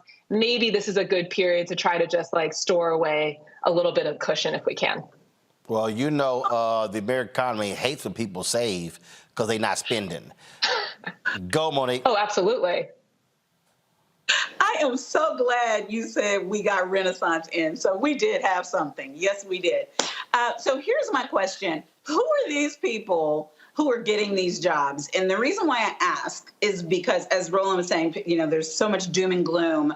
But it also seems to me, from the way I'm looking at people's conversations, the people who are getting the $35 cap on the hearing aid, getting their loans forgiven, getting blue collar jobs, and having the less money spent on gas are then turning around and voting red and voting for Trump because it doesn't really have anything to do with the economy. That's just what they use to justify what they intend to do anyway. Am I right? Am I wrong? Who's getting these jobs? Well, I do think it's probably, just based on these numbers alone, a range of different types of people that are getting these jobs. But I do think you've identified a key need is, and this is something I know we talk a lot about, but it's like, we have to make sure people understand, what exactly the policies are that are leading to these better job outcomes. But also, I think we need to be realistic about how much people are going to pay attention. So, this is kind of taking off my American Economic Liberties hat, which is a nonprofit organization, nonpartisan, into more Morgan Harper as an individual who's been involved in politics. And that is about finding your people. You're not going to convince everyone who is dead set on believing that this president is just not working in their best interest. We need to find people that are open-minded and that are likely to support this type of good economic policy that we see is having positive impacts on our communities. So, it's a tricky thing. We talk about the messaging, we talk about the communications, but I think you're absolutely right that there's a certain set of person, even if they're benefiting from these policies, that does not want to give credit where it's due. Michael, go. All right, Morgan, I know a few minutes ago we talked about the African-American male unemployment rate rose 1%. And overall, these are good numbers overall at 3.7%. Can you talk about some of the contributing factors that contributed to that increase in African-American male unemployment? I know the labor force participation rate is at its highest point in like 2 years, 62.8%. But can you talk about some of those contributing factors, please? Well, and that's where, we have to go a level deeper into what jobs are being created and which jobs are most likely that we're going to see Black men that are participating in. And so, the overall numbers are good, but if we're not seeing that same pickup in growth in manufacturing, if for some reason we're, it also seems like we're not seeing that type of temp employment, if that's also more likely to be where a lot of Black men could be seeing uptick in hiring, well, then that might be contributing to these higher unemployment numbers for that category. But I mean, this is where I think it's really incumbent upon all of us to be in touch with our representatives that can kind of like get a little deeper beyond the federal level, or, our congressional representatives that have that community connection to really make sure they're hearing our stories. Because is it just that the sectors that, Black men are tending to go into are not hiring at that same rate? Is it that we're facing some kind of discrimination in the hiring process that needs to be corrected? Is it a skill level mismatch that we need to make sure that those resources are getting to people to be prepared for construction jobs? Because the jobs are being created. Right. For example, just today, the president was announcing, a big rail project in Ohio, where I am. They're saying we're going to be exploring what it would look like to have Amtrak connecting some of these cities. So those jobs are out there. But if we don't have people with the skill and education level that's going to make them competitive to get those jobs, then that's something that, isn't going to be talked about in these job report numbers, but absolutely folks who are more focused at the local, at the state, at the regional level, they need to know so that we have programs that are filling that gap. All right, thank Morgan, you. we appreciate it. Thanks very much for joining us every month to break it down. Thanks a lot. Great to see you. Thanks. All right, then, Michael, Monique, and Matt, we appreciate y'all being on today's show. Thank you so very much. Folks, going to a break. We come back. Cenk Uygur and I talk about his thesis that how progressives can take over the country. Yeah, got a little heated between the two of us. You don't want to miss this conversation. You're watching Roland Martin Unfiltered right here on the Black Star Network. Hatred on the streets, a horrific scene, a white nationalist rally that descended into deadly violence. White people are losing their damn minds. An angry pro-Trump mob storms the U.S. Capitol. We're about to see the rise of what I call white minority resistance. We have seen white folks in this country who simply cannot tolerate Black folks voting. I think what we're seeing is the inevitable result of violent denial. This is part of American history. Every time that people of color have made progress, whether real or symbolic, there has been what Carol Anderson at Emory University calls white rage as a backlash. This is the rise of the Proud Boys and the Boogaloo Boys. America, there's going to be more of this. Here's all the Proud Boys, guys. This country is getting increasingly racist in its behaviors and its attitudes because of the fear of white people. The fear that they're taking our jobs, they're taking our resources, they're taking our women. This is white fear.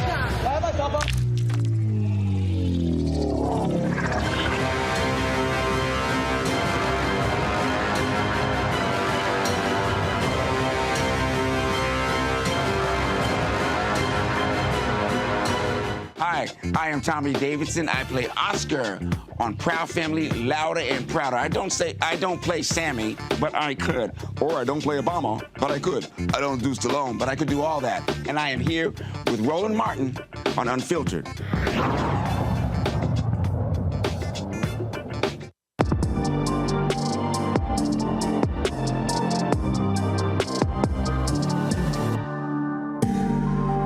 All right, Cenk, let's jump into it. I've long maintained that when we talk about big tents, that the Democratic Party actually has a much larger tent than the Republicans. Republicans, you're either right, far right, or fascist. But then when you talk about Democrats, you have conservative Democrats, you've got moderate Democrats, you've got progressive, you've got far left. And Democrats have always had a difficulty on bringing this coalition together because it's so varied interest. Yet your thesis is that progressives are going to take over the country. How? Yeah, so mainly by younger voters, honestly, and it's not that difficult. The only thing we got to make sure doesn't happen is that Trump doesn't win in 2024, because that could just end democracy. But as long as we have democracy, in 2016 and 2020, Bernie Sanders was winning younger voters in massive margins. And I explained that in the book, by 40 points, 50 points. And so younger voters, though, kept getting older and older because that's normal. That's what happens. So by 2020, he was winning under 45-year-olds. And now when you look at the polling, under 50-year-olds are now massively progressive. We just need one candidate to spark a fire, and we're going to easily take over this country. Because, Roland, progressive ideas are intensely popular. Almost all of our policies are favored by 2/3 of all Americans, let alone the huge margins we have with young voters. But isn't that part of the problem, is this notion of a candidate striking the nerve? I look at Texas. I'm born and raised in Texas. I'm still a registered voter there. We had Beto O'Rourke, who was running for governor. 75% of voters under the age of 30 didn't even vote. This guy went to every county. He was out there. He was going to college campuses. He was talking about the issues. We're seeing what they're doing in Texas when it comes to abortion, when it comes to voting rights, when it comes to education, whatever. Yet young voters didn't show up. So I get your argument about the numbers with Gen X and millennials, but they got to show up. Yeah, but Roland, two things about that. Number one, you don't have to worry about under 30-year-old voters anymore because, like I said, younger voters aren't that young anymore. That generation has grown up and they have remained as progressive as they started. So now we're talking about millennials and Gen Z. And so we're talking about two generations. So under 50, the minute we reach about 55, which is the next election, that's the majority of the voters in the Democratic primaries. We win the Democratic primary and we win the general election easily. But the second thing is, 55 plus votes, though. I mean, when I look at the numbers, especially among African Americans, 65 and older, they're like, man, you ain't need to call me. I'm going. 55, 64, they're voting. The problem is when you drop 54 and below, that numbers keeps going down. Yeah. And the reality is, it's not always going to be a candidate that excites me. Shouldn't issues be exciting people? So, Roland, there's so many things to say about that. Number one, you're right. The issues are the things that matter the most. But the problem is that our system depends on media coverage. So I'll give you a perfect example. Paid family leave is at 84%. It's not like you have to convince any more people in a democracy that should pass easily. That's moms getting 12 weeks off after they have a baby. Literally every other developed nation does that. We're the only ones that don't. And almost every nation on earth does it. Estonia gives moms 82 weeks off, but Americans say we get 0 days off. It's unbelievable. It's unconscionable, right? So we've already won on that issue as we've won on almost every issue. But the problem is the media will then take that, and when Joe Manchin kills it and Joe Biden ignores it, they'll say, oh, they're the moderates. Well, that's not the moderate position. That's a 16% radical extremist position. So why do you need a candidate to galvanize these folks? Well, that's because the candidate is what draws the media attention. And the problems with like Democrats and why I entered the presidential race is because everybody whispers. Everybody whispers. Stop whispering. Donald Trump screams from the rooftops, and whether we hate it or not, it works. Meanwhile, Joe Biden goes, and then doesn't propose paid family leave as a standalone bill, doesn't propose any of these bills that are 70% and higher, never fights Republicans. We need someone who's a fire breather, who's going to fight for Democratic voters and the American people. The minute you have that and that person gets media attention is the minute we win everything easily. But how? Okay, so then explain to me then, how does a Beto O'Rourke lose to Ted Cruz by 2.5 points?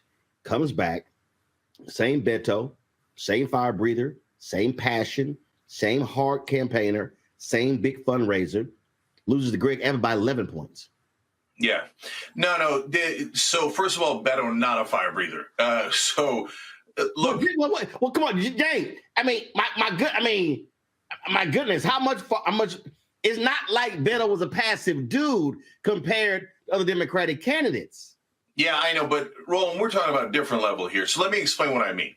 So when you say paid family leave, for example, that sounds boring. And then people are like, hey, what is that? And if you go, hey, I'm in favor of it, you're not going to get the 84% animated. You might get them to go, oh, yeah, that makes sense, and I like that. But then that's if they hear it, but most likely they will not hear it. Here's how you say it to get people's attention. Why do Republicans hate moms? They claim to be pro-life, but they hate babies and moms. Now, everybody in the press, if you're as large as Beto O'Rourke was, would cover that story. And they say, oh, that's an outrage. How can you say that Republicans hate moms? Well, they won't even give them 12 weeks off. They won't give them a day off after they deliver a baby. It is true that they hate moms on behalf of corporations who are all paying them through campaign donations. But Democrats never say that. They never even go to the number one issue that they could use against Republicans, corruption. And the reason they don't go to that is because they also take corporate cash. So if you have a clean, progressive candidate, and this is the giant if, though, Roland, which is that the press pays attention to and is willing to hear out, and then the country will hear these. But you can't just whisper it. And Beto is not enough of a fire breather. He hired the same campaign manager as Joe Biden. When his campaign was over, she went to Joe Biden. These are super moderate consultants that advise all of their Democratic candidates, shh, don't be impolite. Are you nuts? Donald Trump already won the election. He's almost certainly going to win this next one. And he's the most impolite guy in America. So wake up, Democrats. So the candidates you're describing, who are they? Like, for instance, right now, name me 3 candidates that have won statewide that fit your description of being this fire breather. If a Beto wasn't in that category, who? So there's only one that comes close, and that is because several generations of Democrats have been taught and trained to be obedient, to be civil, do not cause any good trouble, do not cause any trouble at all, lay down and let the Republicans run over you. On a state level, to give you the very specific question that you asked, the answer is John Fetterman. And he beat the hell out of Dr. Oz when he couldn't even speak, when he had a stroke and everybody saw he couldn't speak. Why did he beat the hell out of Oz? Because he was impolite, because he made fun of the brother 24/7. He crushed him. He was merciless. And if he hadn't had that stroke, he'd probably be the next president. Here's a candidate at the presidential level. Me. Okay, so now I got an incredibly hard road. Everybody knows that. I'm not a natural born citizen. I'm born Muslim. I'm a talk show host, not a politician. And so I got 1,000 obstacles to get over. But you know what? I'm all over the press and I'm screaming from the rooftops things that everyone agrees with. And whatever show I go on, Roland, it's not just left wing. Even when I go on right wing shows where they're like, yeah, well, higher wages would be good. Lower drug prices would be good. Wouldn't it be amazing if there was actually a fighter against corruption and on behalf of all these issues? You take my attitude, you put it on someone that the press considers quote unquote credible, and that person wins easily. Go fight. Republicans fight like crazy. That's why everybody's going to show up for Donald Trump and nobody's going to show up for Joe Biden because that guy doesn't fight for anybody. Okay, so you say you said one example statewide is a Fetterman. So you say one example statewide is a Fetterman who right now is getting blasted for his position regarding Israel. But you also talk about someone like yourself. Yet when you ran for Congress, you only got 5% of the vote.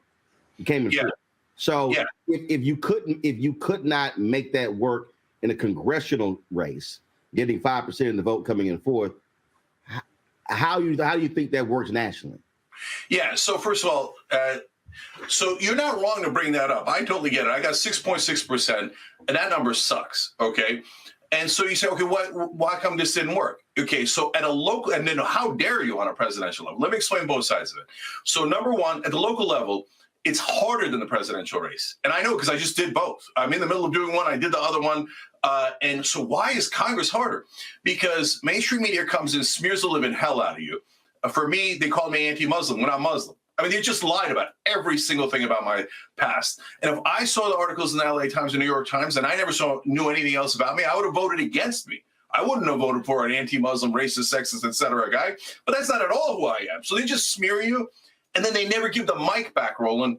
Like, there was no press, no interviews, no nothing. I asked the LA Times, are you guys ever going to write an article about the policy issues in this race? And they literally said, no, we're only going to do the fake scandals against you. They didn't say fake, obviously. And that's it. That's it. All we're going to do is smear you. Now, at the presidential level, it's actually a little bit easier to get the mic. And so When you come in at 6.6% on a congressional race, you're going to come in at 0% on the presidential level, right? I mean, at the presidential level, we got Governor of Arkansas and Governor of North Dakota coming in at 0 and 1%. We got Chris Christie at 2%. So there's no chance that I'm going to get a number at the presidential level, right? Wrong. Quinnipiac poll, 2%. I'm higher than 3 governors. Why? Because, first of all, Young Turks is a nationwide, worldwide show. So whatever I get in a congressional district, I can get at the national level. But second of all, Roland, it's because I'm actually now in a lot of the media. I've been doing a lot of black radio. I've been doing a lot of online shows. I've been doing every kind of show there is. Did Breakfast Club yesterday. Here I am with you, Roland, today.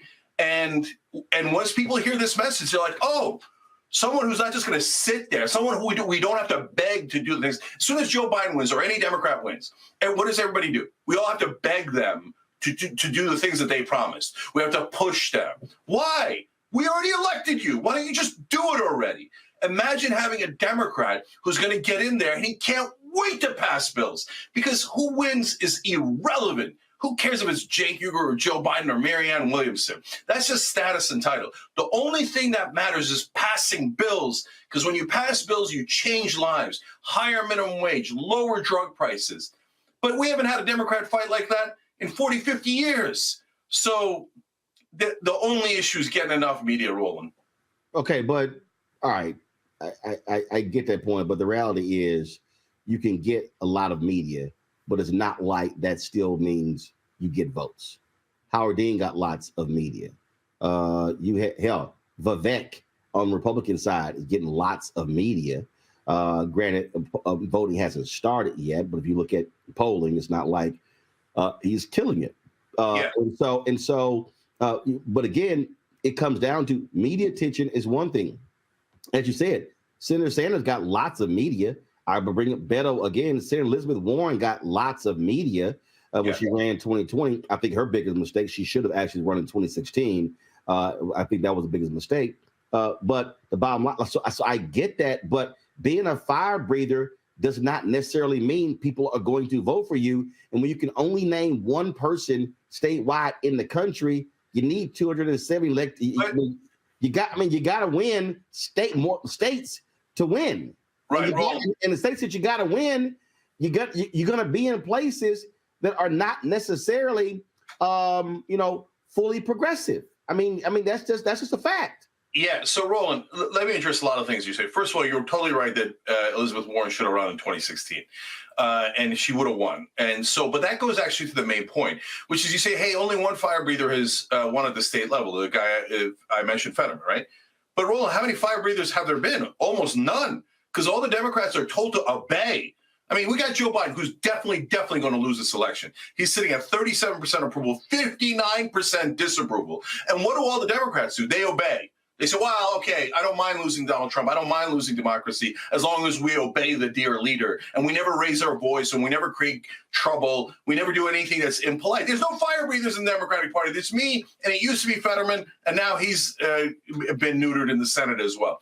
In terms of the guys that you mentioned, these are good examples. Vivek Ramaswamy, he did get a lot of media attention, but he's not rising in the polls. Why? Because his ideas are super unpopular, whereas our ideas are incredibly popular.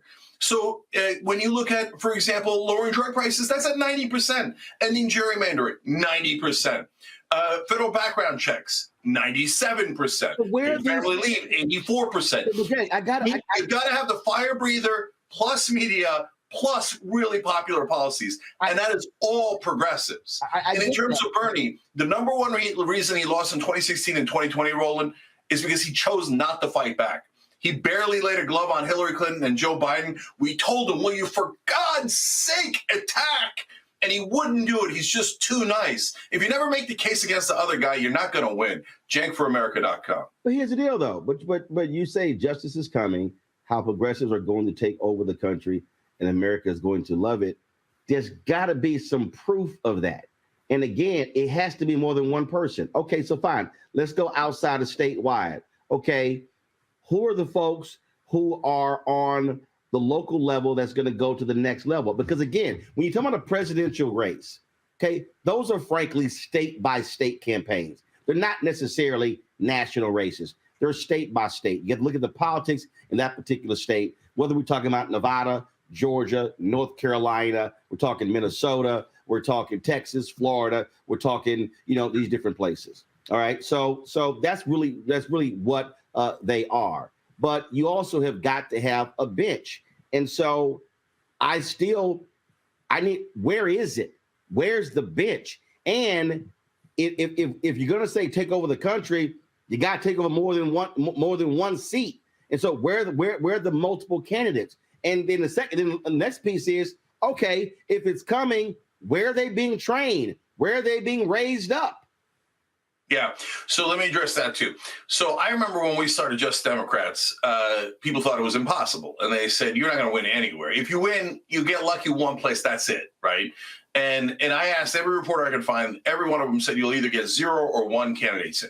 Well, what happened next? You want to talk about fire breathers? Well, AOC beat Joe Crowley, the 4th most powerful Democrat in the House. In fact, if she hadn't beat him, he had a Keaton Jeffries role. He would probably be Speaker of the House right now. And that was a historic upset when nobody thought it was possible. Why? Because she aggressively told the story of progressive priorities, and people loved it. Who else did we run? We ran Jamal Bowman. He beat Elliot Engel, who's the head of the Foreign Relations Committee. A committee chairman also thought impossible, but it wasn't impossible. You just had to try. Rashida Tlaib, Ilhan Omar, we now, Summer Lee, Greg Casar, we now have 11 Justice Democrats in Congress when everybody thought it wasn't possible.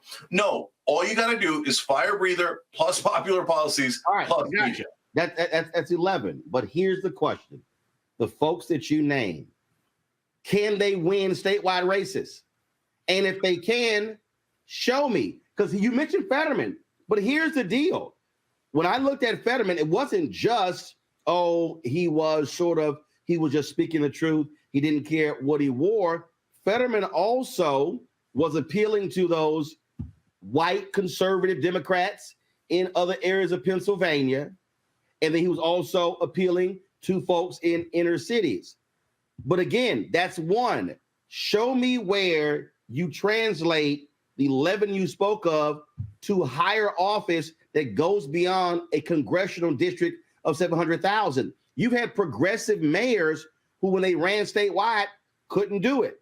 And so again, that's just what I'm looking at. I'm looking at right now the attacks on progressive district attorneys. I'm looking at the attacks on progressive mayors. But I'm also saying, and I get that local level, but we're talking about presidential or U.S. Senate or governor. We're not talking about statewide offices. Yeah. So here's 2 things about that. Number one, whenever there is a fire breather, what does the press do? They just go set on a seek and destroy mission, right? Oh, not civil. In fact, when I ran for Congress, the LA Times did an op-ed, and I had a great meeting with their editorial board. And you could tell because in the op-ed, they said in their endorsement, while we agree with Cenk on money and politics and almost all the other issues, we think he's too uncivil. He's too pugnacious. But how many young voters read the LA Times editorial? No. I know that's the problem. Is yes, there's tons of older voters, and older voters watch MSNBC. Older voters read the New York Times, listen to NPR, and they are told comply. You must pick a super weak Democrat who's definitely not going to deliver for you. A corporate guy who takes tons of campaign contributions and is super corrupt, and they believe that nonsense. They've got to stop believing that nonsense. Turn off mainstream media and actually get a fighter who's going to fight for you. JankForAmerica.com. But look, here's the problem, Cenk. If you have more Gen Z and millennial voters today than you do baby boomers and Gen X, it ain't happening. But it is by 2028, Roland. We're going to have the majority. You're almost giving up before we're about to get to victory. No. I'm not. We're about to get to victory. Giving up. Do not snatch defeat from the jaws of victory. I'm not giving up. Here's what I'm doing. I'm doing the math. I'm looking at Abeto. I'm looking at what happened in Louisiana. I'm looking at places where, yes, you are seeing young voters show up. They showed up in 2020. In 2022, what happened in Virginia, some of the places. But I'm talking about where they are. And the issue that the concern that I have, the big concern that I have, is that a lot of young voters have completely and totally checked out. They make the argument, I'm tired of these older people running everything. And I'm like, guess what? If the older voters are the ones voting, you're not, older people are going to be running things. It becomes sort of a catch-22. And so what you're laying out, when are the people who you're talking about? When you say progressives are going to take over the country, when are they going to show up in mass and do it? You can't wait to 2028 when you got super majorities of Republicans in states now in Louisiana, in Texas, Florida, Mississippi, Tennessee, in different places like that. You can't wait when you're talking about gubernatorial races, when you're talking about U.S. Senate races. And so I get this notion of a fire breather, but there has to be results and not just talk. And that's what I'm not seeing. But Roland, first of all, you just said it. The evidence was in 2020 and 2022. There's no way in the world Joe Biden wins unless the younger voters showed up in large numbers, and they did. But did those younger voters, though, if I keep hearing Joe ain't the guy, he too old. Okay, where in the hell were they in the primary then? In what primary, Joe? There were other choices. Roland. There were other choices than Biden in the primary, correct? You mean in 2020? Yes. Yeah, I know. That's why Bernie won the first 3 states. Then all of mainstream media and all of the establishment Democrats said, no, Bernie's going to kill people in Central Park. He's a communist. Chris Matthews said that on MSNBC. These lunatics, Chuck Todd started calling his supporters brown shirts and Nazis, even though Bernie's Jewish. And they all piled on together, and they barely beat him. They barely beat him twice. And Bernie wouldn't fight back. So you find someone like Bernie who's willing to fight back, and and the demographics are on his side. By 2028, we're going to kill him in the primaries. Hold on. So you're saying again. So you're saying that you say Bernie didn't fight back. He would disagree. Disagree with that. And look. No, he wouldn't. I don't even think Bernie would disagree with that. He knows that his staff gave him notes to attack Biden in a debate in October, and he refused to do them. He loves Biden too much. Oh, my friend. Your friend has sunk the country and is handing it over to Donald Trump. And Roland, you tell me what the alternative is. This Joe Biden guy is definitely going to lose. And we're going to have Trump as president because everyone obeyed the Mad King, this egomaniac, Joe Biden. 77% of the country doesn't even think he can survive a second term. He's 81 years old, can't finish a sentence. And we're just going to agree to lose by running this candidate? I've never seen anyone so selfish in my life. So give me anybody but Joe Biden. Here's the deal. But again, though, the book is not about Joe Biden. The book is about how progressives are going to take over the country. And what I am trying to understand is how and where. If what you're laying out, again, that's why I specifically asked how many people that fits your description to do this. You mentioned one person. Jay, that ain't. No, I mentioned 12 people. That ain't a movement. That's one person, just one. And so what I'm saying is, if what you're describing is the pathway to victory, that would be more than one. Okay, let me give you an example, Roland, from the other side. And I hate to do this, but it's reality. I need it from the Democratic. Hold on. Let me explain. So Donald Trump, back in 2015, when he announced, did you know that he started at 1%? Yes, I'm saying he's at 1%. And at that point, if you were talking to him, you would have said, give me one example of a mad populist fire breather who can galvanize the country against corruption, etc. He couldn't have given you any examples. I don't think it was just that. I don't think it was just that. I'm telling you right now. I think first and foremost, if you look at look at Trump, first of all, let's thank Jeff Zucker and NBC and The Apprentice. Yeah. So America has this nonsensical idea that rich people or supposed rich people can do anything if they're the smartest people in the world. I think Elon Musk is proving that right now when it comes to Twitter, that he is not a genius. And so folks love to fall for that. And what you had here was you had you had someone in Donald Trump where there are no guardrails, there's no bottom, there's no sense of decorum. The moment Donald Trump attacked Senator John McCain as a POW and the Republicans did not make him pay for it, I was like, there you go right there. And I think so what Donald Trump did was he understood and he pushed the racist, sexist, misogynist buttons of the Republicans in the primary folks, and they were always there. They simply were buttoned up, if you will, because there was proper decorum.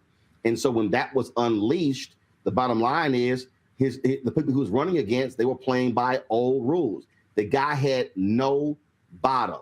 And so that's Donald Trump. Now, if you show me who else has replicated that model, you can't.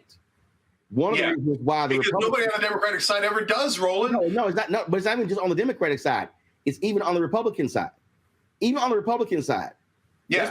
So they thought, oh, with the second impeachment, again, McConnell, I'm not going to vote for it because he's just going to go away. And they realized he's not going to go away because he is appealing to the white nationalist instincts of Republican voters. That's why I wrote my book, White Fear, How the Browning of America is Making White Folks Lose Their Minds. And so I get that. But again, what I'm trying to understand is the type of candidate that you were describing on the left that we're going to see in not just candidate, but multiple candidates. I'm saying I don't see the evidence that you have what you described, those individuals running, they're not winning statewide and national races. Because winning, they don't even exist, Roland. They don't even exist. That's my whole point. So if they don't exist, hold on. Let me explain. So, Roland, you know who can do it? I can do it. All I got to do is win. Hold on. All I got to do is win the Supreme Court case on being a national born citizen, being a nonsense part of the Constitution that was amended out. The minute I win that case, I light this country on fire. Because, look, Donald Trump, yes, half his base loves the racism and sexism. Of course. That's the only thing that Hillary Clinton said that was actually true, the line about the deplorables. But the other half of Trump voters wanted to drain the swamp, and they got hoodwinked. They got conned by a legendary con man, right? He loves corruption. He doesn't hate corruption. But they thought he hates corruption. He gave a middle finger to the establishment. And that populist base that exists out there that is totally unaddressed by either party loved it. And you got to get a progressive that addresses that populist base and says, hey, let's actually fight corruption. Let's actually do things that are popular, like higher wages and lower drug prices. And that person, number one, the minute I win the court case, that person is me. I'll do it. I'll do it in this race or the next race. Cenk, but you sound like a guy who says, I can be an NBA all-star player, but you can't even start in the G League. How do you go from getting 6% in a congressional race to actually saying, oh, I can win the presidency? How? Yeah. Roland, the Young Turks has 5 billion views a year. I've been told every step of the way that I'm not the guy. I'm an outsider. I'm an immigrant. I'm a Muslim. I'm this. I'm that. It's not you, Cenk. It's not you. How dare you try to come up with a media network? Well, now we have 27 million subscribers, 5 billion views a year. What happened? If I told people when I started Young Turks, Dan Rather's not going to hire me, I'm going to hire Dan Rather, they would have thought I was nuts, but I did it. Cenk, I get the media piece. I started my own. Now I have the own network. We built it from 157,000 YouTube subs to 1.16, and we're still growing. I get all of that. I'm talking politics. And what I'm saying is, it's a stretch. It's a long stretch. Some would say it's one where you need to be committed to actually say, if I got 6% in the congressional race, not I got 38% or 45% and I came in second. I got 6%, came in fourth. I can win the presidency. But again, I'm going beyond you. But Roland, hold on 1 second. I'm going beyond you. What I'm talking about is a broader movement. And I understand those Justice Democrats. But I also look at how right now there are people who are critical of those same Justice Democrats who are saying AOC, oh, she sold out. She got there and she changed, on and on. And what I'm saying is The model that you described, if you can't replicate that in more than one race, it doesn't work. I'm just simply saying, show me the pathway. Cenk, I'm taking you a president out. What I'm saying is, show me the pathway. Okay, but Roland, let me give you another example. So I gave the example of Donald Trump starting at 1% and then winning the presidency. That wasn't good enough. I gave you the example of 11 Justice Democrats, all told impossible. They all win, not good enough. Fetterman he's the only one that tries. No, I didn't say not good enough. Spectacularly not good enough. Hold on, let me give you one more example. Okay. A young kid named Barack Obama runs against Congressman Bobby Rush. Yeah. And he gets humiliated. He gets defeated thoroughly. And if at that point you were interviewing him, Roland, and you had this mindset, admit that you would tell Barack Obama, how dare you? How dare you? You have no way of being able to do this. You have no pathway. You have no data to back you up. All you've done is lose an election. But he did it, didn't he, Roland? No. Hold up. How did he do it? Look, well, first of all, he tried. Number one thing is get caught trying. CenkForAmerica.com. Okay. No. Cenk, that's not what happened. He didn't just try. After he lost to Congressman Bobby Rush, then when he made the decision to run for United States Senate, he made a calculated decision, and that is he took a meeting with Illinois Senate President Emil Jones. And in Illinois, there were three major Democratic figures in Illinois politics. There was Daley, the mayor of Chicago. There was Rod Blagojevich, the governor of Illinois. And there was Mike Madigan, who was Speaker of the House. Emil Jones was totally ignored. He was deemed to be irrelevant. So what did Obama do? Obama played on his ego. He went to Emil Jones and he said, how would you like to make a United States senator? That's what he did. State Senator Barack Obama was not a major player in the Illinois Senate. He wasn't. He went to Emil Jones, and Emil Jones said, interesting idea. It was Emil Jones, the Senate president, who was the one who said, all right, I'm stripping all of your names off of these bills, and his name is going on those bills. One of those bills that were racial profiling. The state senator who had been championing that for a long time, Ricky, his name last name escapes right now, went off. He was pissed. And Emil Jones literally was like, shut the fuck up. I'm going to make a United States senator. And that's what happened. So when Obama ran, Obama was able to talk about all of these bills that he passed. He didn't actually pass the bills. It was State Senator Emil Jones. And then when he ran, again, very smart campaign, but he also greatly benefited from complete implosion on the Republican side. I'm not saying that they would have won. What I'm saying is that was the pathway. Now what I'm also saying is the person who you're describing, this hardcore, what you're describing, progressive, that wasn't Obama. Obama's persona and how he ran, it appealed to progressives, it appealed to moderates, it appealed to centrists, it appealed to Republicans as well. Yeah. And then wait a minute, then he goes to United States Senate, same thing. And so the type of person you're describing, that ain't Obama. And in fact, progressives were highly critical of Obama because they said he was too moderate.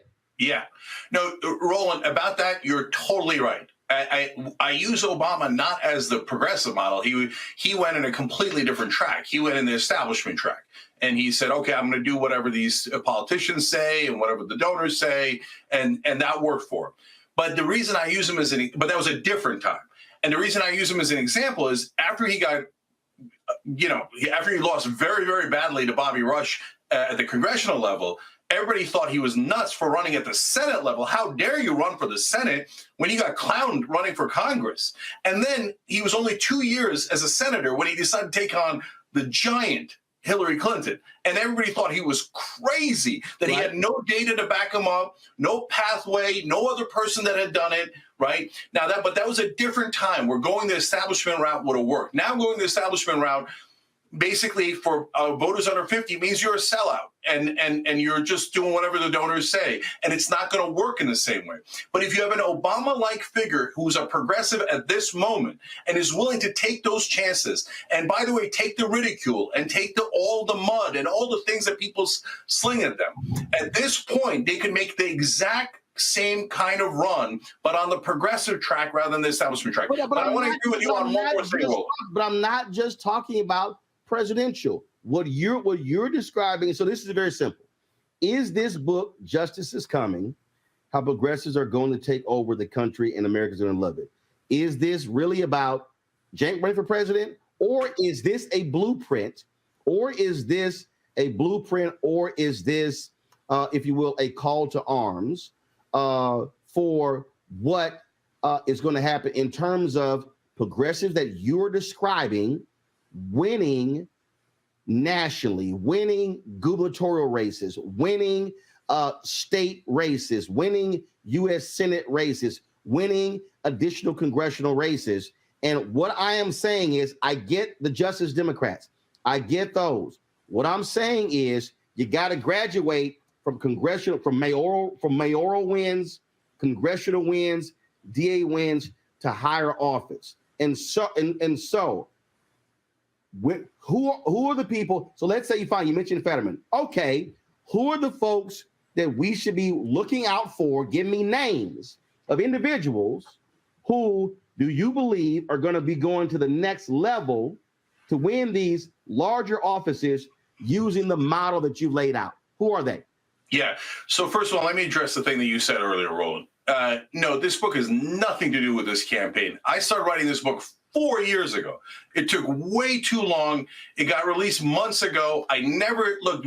This interview got booked a long time ago about the book, and we had delays, etc. Now I never even mentioned the URL where you could buy the book. I never even talk about it now that I've transitioned to the presidential campaign, and I never even thought for a second that I would run. The only reason I'm running, Roland, is because no one else had the courage to run, which goes partly to your point.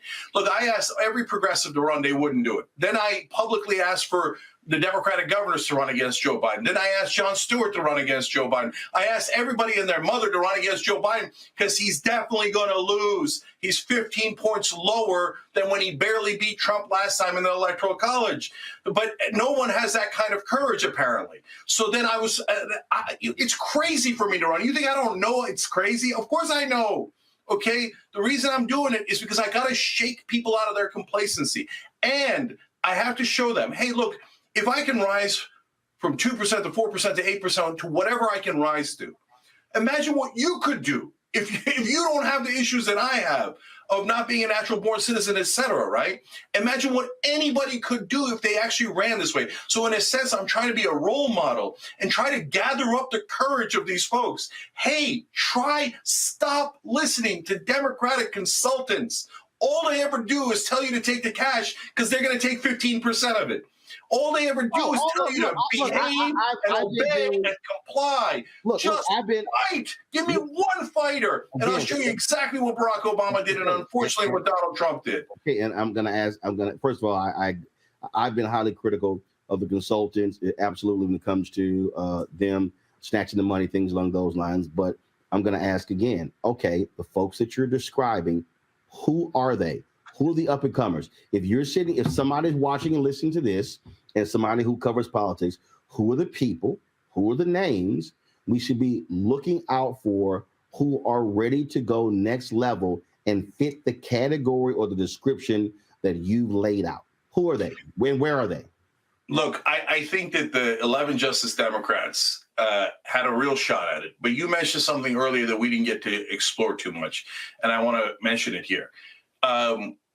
Those folks are creating an issue for themselves, which is that they're not understanding the problem of crime.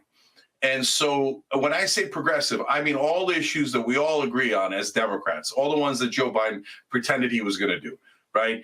But nobody's in favor of higher crime. And so right now, unfortunately, this culture wars are killing us. And they're meant to divide us. They're meant to distract us. if you had a progressive that was an economic populist, but was reasonable, moderate, whatever word you want to use, on crime and social issues, that person would win easily. But unfortunately, a lot of the Just Democrats have not gone in that direction. They've gone full culture wars.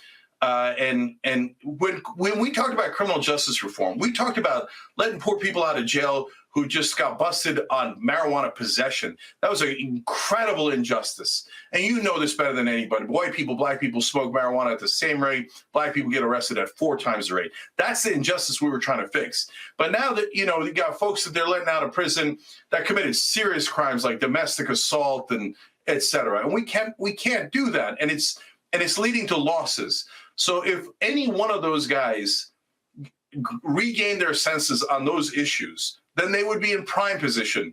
And any Jamal Bowman could do it. Well, first of all, hold on. All right. But you bring that up, though. But again, when you talk about polling data, though, we see where a lot of these younger voters are that actually agree with them. That's one. Two, you mentioned before you talked about media and how it works. A significant amount of that has been grossly overblown. That was a re-election effort of the DA in San Francisco, and everything was like, oh my God, how crime was exploding under the watch, but it wasn't. Right now, you got an effort to recall a black progressive DA in Oakland as saying, oh, her policies are creating this, when actually they haven't.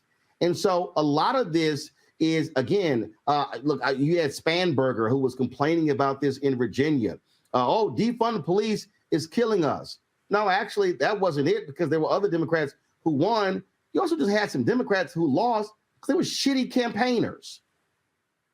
That also happened. So I get your point about the crime deal, but I still want to know who are 5, 6, 7, 8, 10 people we should be looking out for, who, again, who fit your description, who you believe can win statewide, and then who can then win national. Who right now, outside of Fetterman, fits that model? Who? So, but Roland, you keep going back to the same thing, brother. I mean, No, I'm not. Here's why I'm saying that. As an African American, and I've been doing this since I was 14 years old. When I was sitting here looking at individuals covering politics and looking at individuals who are up and coming, who are state rep, who are state senators, people who might be a commissioner, who are potential mayoral candidates, who are potential folks who can run statewide, because the reality is they've got to build something to actually get there.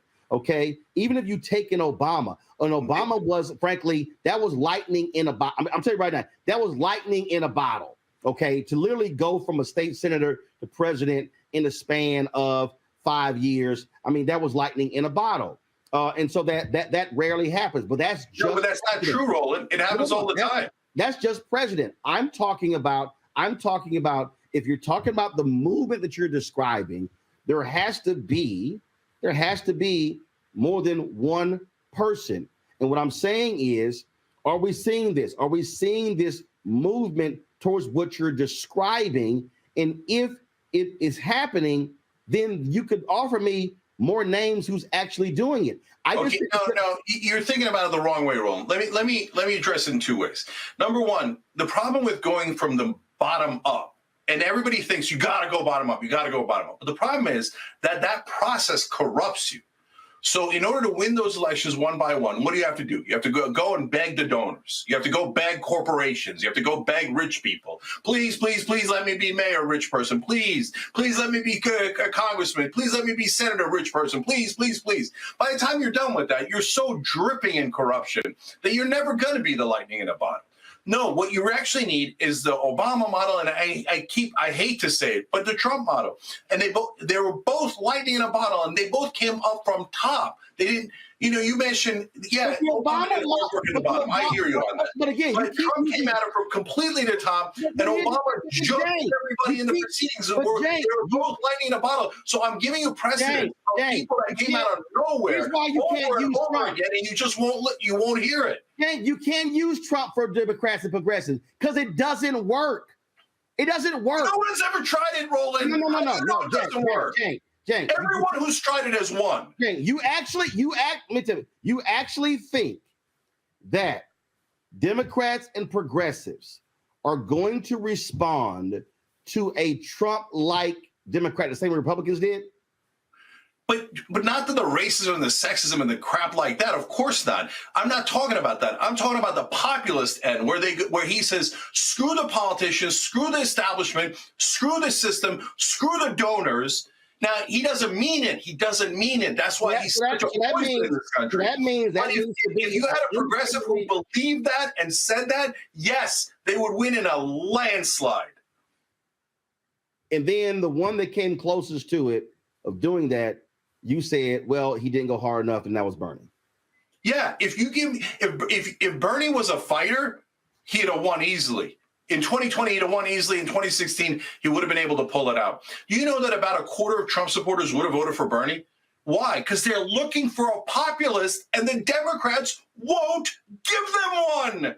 Give them a populist, and they're going to vote for you. But instead, we keep putting up corpses like Joe Biden. Oh, here's a guy who's drenched in corruption. Used to be known as a senator from MBNA, a credit card company.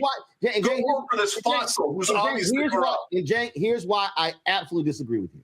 And it is because the problem is, it is what you're describing, that Trump candidate, is easier to run on the right because the buttons they can push. Democrat progressive voters are simply more broad and have more varied interest. They just do. They just do. I mean, why look, did the Democrats stay home? Why did the Democrats stay home? Why did the younger voters stay home? Because we never give them a reason to show up. All of our guys, all of our lives, and Roland, you know this for a fact. Every Democrat promises the moon in the sky, then they get in and go, oh, there's nothing I could do. I didn't pass any of the damn bills because the parliamentarian, my mom, my dog ate my homework, my dog ate my policy. They suck. They never deliver. That's why nobody shows up to vote for them. Give them somebody to vote for. Here's where you were wrong earlier when you say, well, I voted for you. And that's wrong. I have long said that the election is the end of one process and the beginning of another. One of the mistakes that Democrats make and one of the mistakes that progressives make is that they do not have a post-election strategy. When you have individuals who do get in there, and when they go through the whole compromise game, what you fail to have is the mechanisms, the machines, the groups that then are applying that level of pressure and challenging them when they're in there. I've said this about Black people, and I've long said that, just like with A. Philip Randolph, when he talked to FDR said, make me do it. You have to make somebody do it. When MLK said, we're going to put that, be true to what you put on paper. The problem is after the election, folks are not then saying, all right, election's over. Now I'm about to ride your ass to actually get it done. Now, that's one thing that has to happen. But the other thing that also has to happen, and it's just a fact, and that is Democratic voters are so varied in their interest that it's much easier on the Republican side to frankly put stuff on a bumper sticker when Democrats are totally different. And I just don't believe that what you're describing is going to work on a broader scale because you're having to appeal to so many different interests in order to get to that number. So let's start. You brought up a perfect example, Roland, MLK. So now Martin Luther King didn't run for office, right? But he was involved in politics, and he put tremendous pressure on Lyndon Johnson. And when the Voting Rights Act and the Civil Rights Act were not good enough, he would not relent. No matter how much Lyndon Johnson and every Democrat in the world told him, you got to relent, Martin. You got to relent. You're too tough on him. He wouldn't. He pushed him as hard as he could. And then at the right time, he took the deal. You've got to have both sides. You've got to have someone.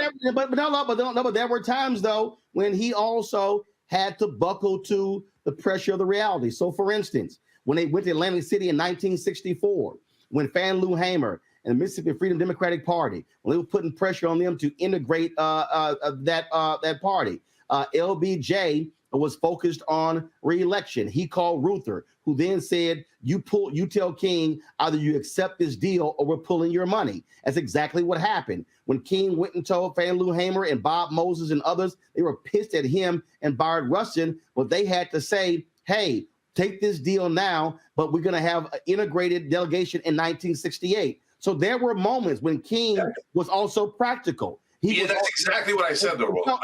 Right. No, but what I'm saying, so that actually happened. But what I'm also saying, though, is that even he had to accept some constraints, if you will, of actual politics. And what I'm saying is, I think the problem for the Democratic Party today is, and actually it's not a problem. That's what's so crazy about this. The beauty to me of the Democratic Party, that it is much broader, it's much bigger, it's far more inclusive than the Republican Party.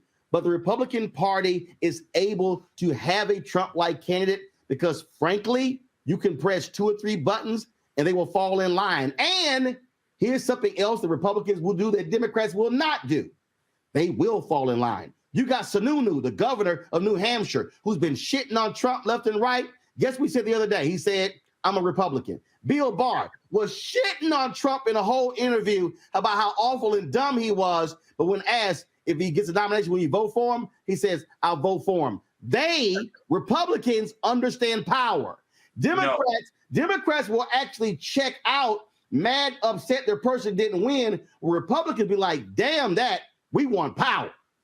So, Roland, as I told you, Martin Luther King and Rustin, who's a genius, they worked together to put tremendous pressure on Lyndon Johnson. And then they took the deal at the right time. They created a lot of good trouble. And that's the part the Democrats are missing now. And then they were practical at the right time. That's the exact combo that we need. Okay. But the problem now is the Democrats don't create any trouble. And they don't push anyone. And the minute Biden gets elected, people say, oh, well, you should just push Biden. And I push Biden, and they go, how dare you? No. You're pushing crap I've gotten in my life for pushing Biden, for pushing Obama. You know how much crap I've gotten? No, the Democratic Party is now totally authoritarian. They're more authoritarian than the Republicans. They all are forced to obey and comply. It's disgusting. They never challenge their leaders. Are you talking about they all rally on the Trump side? No, they fought Trump tooth and nail. Whereas no one's fighting Biden, even though you all know he's going to lose. No one's daring to fight Biden. What I'm saying is, again, this is where I go back to, frankly, the thesis of your book. When I talk about movements, when I talk about groups, in order to do what you're talking about, it's not actually going to happen with individuals. It happens when movements. And so what I'm saying is this here. When I'm saying, like, for instance, what you're describing, you know what? I thought our revolution would actually do that. And so what I'm saying is this here. I still fundamentally believe that in order for what you're describing to happen, you're going to have to see folk not just only run for president, you got to see it on a statewide level. And I'm not seeing enough of it. I hope it happens, but I haven't seen it. Outside of John Fetterman, you've only given me one name. So, Roland, all 50 states. If you saw Rustin and MLK in '58, you'd have told them there's no movement. You guys have been losing for 100 years straight. No, movement. 100 years they were losing. 100 years. No. And you would have said, "How dare you?" No. Actually, because again, here's what I understand. And earlier you talked about how that's even the opposite of politics. What happened with the movement is that if you try to go national, that's not what made it successful. What made it successful is that they went local and built it to national, and they achieved wins, which is why I remember what you just described. I actually asked you that. I said, if you have, again, to fit your definition in terms of progressives who can win, I've said, do you have folks who are mayors, who are DAs, in local offices? Are they running statewide? You mentioned Justice Democrats. So the Black Freedom Movement was able to be successful because Montgomery, success. They moved to Albany, wasn't a success because of the sheriff there. Then all of a sudden, they understood how to build successes, how to build local, how to build leaders. And what I'm saying is, looking at your model, I need to see, is that being built? It can't just be built from the top. But Roland, how much more can I do than building Justice Democrats? I founded that. So I got no. I got that. And what I'm saying is, but hold on. Democrats winning congressional seats, is that? I'm asking you again. Is that translated into higher office?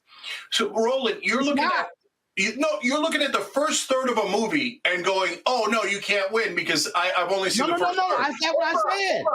So now, when I started 21 years ago, there was no progressives in media other than black radio. Okay, and then and then we built up an empire that was impossible. Then I started, so all of a sudden, it turns out progressives can win in media. And then I started Justice Democrats, and all of a sudden, everybody thought it was impossible, and we got 11 in. So that's grassroots, that's building from the top, from the bottom up. So we've done every step of the process. Now I'm doing the presidential, now I'm doing the presidential race. So I've done media, I've done grassroots, I've done Congress, now we're doing presidential. What else do you want me to do? Do you want me to write the ending of the movie and then give it to you? And then you go, after I win, you go, oh, okay, I see it now. No. So you would stop every movie right in the middle and go, no, not impossible. Impossible. Don't do it. Get out of here. No, just take the corporate campaign money, vote for losers like Joe Biden and Hillary Clinton who lose to Donald Trump. Not it. Let them take all the stupid money and serve the corporate donors. Cenk, is not it. What I'm saying is this here. The model that you have, the model that you have described, in order for it to happen nationally, you're going to have to win statewide races. And what I'm saying is, and I've asked you 3 or 4 times, and you haven't given me any name. Cenk, I have. You asked the same question in 1958 to Rustin. You would have asked the same exact question. How dare you? How dare you organize the civil rights movement? You can't show me any wins. You can't show me any wins. Cenk, and what I'm saying is, the next evolution has to be, how do you translate Justice Democrats wins in congressional races to now statewide and national? That to me is the next challenge. I didn't say it can't happen. What I said is, in order for what you're describing, the thesis of your book, when you say how progressives are going to take over the country and America's going to love it, is that it is going to have to take folks going to the next level. And when the only person who you mentioned, Fetterman, is the only example who's won statewide. And what I'm saying is, in order for this to happen, there are going to have to be more statewide wins to make this happen. Yeah, and that's exactly what I'm trying to do, Roland. And why have we interviewed hundreds of progressives on TYT, my network? That, it gets no clicks at all. It's like we try so hard to get those folks press. It's not a thing because of the algorithm. I do the same thing. And look, I know what people click on. I purposely don't do gossip. I don't do Zeus Network fights. I don't do stuff that you see on Hollywood Unlocked in the Shade Room and some of these other different people, because my whole deal is that you want to go there for that kind of stuff. That's great, but someone has to build this here. But I'm absolutely into. I understand, and I've spent significant time studying the Black Freedom Movement, talking to the architects of it, or how it was done. And what I'm saying is, what you're describing, the next phase definitely is going to be statewide. And when I look at what happened to Beto in Texas, and I look at young voters, what I keep telling young voters is, hey, I get it.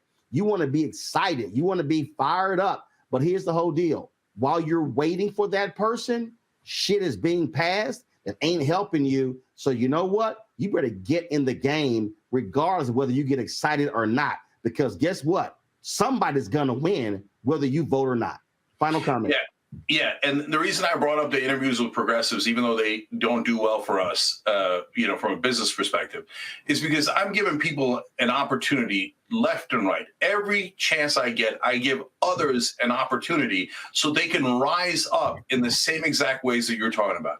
Whether it's Jamal Bowman and Cori Bush and AOC who won, whether it's Nina Turner who lost, whether it's the next Bowman or Turner that comes by, we give them an opportunity at TYT and the Young Turks because we believe what you're saying, Roland, which is we need an army. We need a grassroots army. We need to win in Congress. We need to win at the state level. And at the state level, only one person has ever tried it. It's John Fetterman. So we're 1 for 1. So give me more of those candidates. Let's go run those candidates and give it to me at every level, including the presidential level. And that's why I'm here at cenkforamerica.com. My site's also BidenIsGonnaLose.com. That redirects to my site because he's going to lose, and we all know it. We're all on the Titanic. Either grab a lifeboat or turn the wheel, get somebody other than Joe Biden because he is definitely going to lose to Donald Trump. And I don't want to voluntarily run into an iceberg. I don't want to hand this country over to Trump, and that's what Biden's planning to do with his egomaniacal run. Oh, I need to be a 2-term president. My ego is more important than anything else. He's a narcissist. Get rid of him. Hey, look, get a better candidate. Here's the whole deal. Okay, anybody didn't think Biden wasn't going to run for a second term when he ran the first term, they're nuts. The reality is this here. When he won, look, I wasn't delusional. I said, if you tripping about Biden being his age now, well, hell, he was old when he ran the first time. He was always going to run for a second term. The last president who chose not to run for a second term was LBJ. That was going to happen. So I'm not confused. I'm not shocked, confused that he's running for a second term at all. That was always going to happen. I know. That's why I'm here to knock him out. Hell, Reagan ran for a second term. It was going to happen. So it's not like anybody is shocked that he ran for a second term. Folks, the book is called Justice is Coming, How Progressives Are Going to Take Over the Country and America's Going to Love It, by Cenk Uygur. Cenk, we appreciate it. Thanks so much. Thank you, Roland. I appreciate the conversation. All right. Enjoy. Thank you, brother.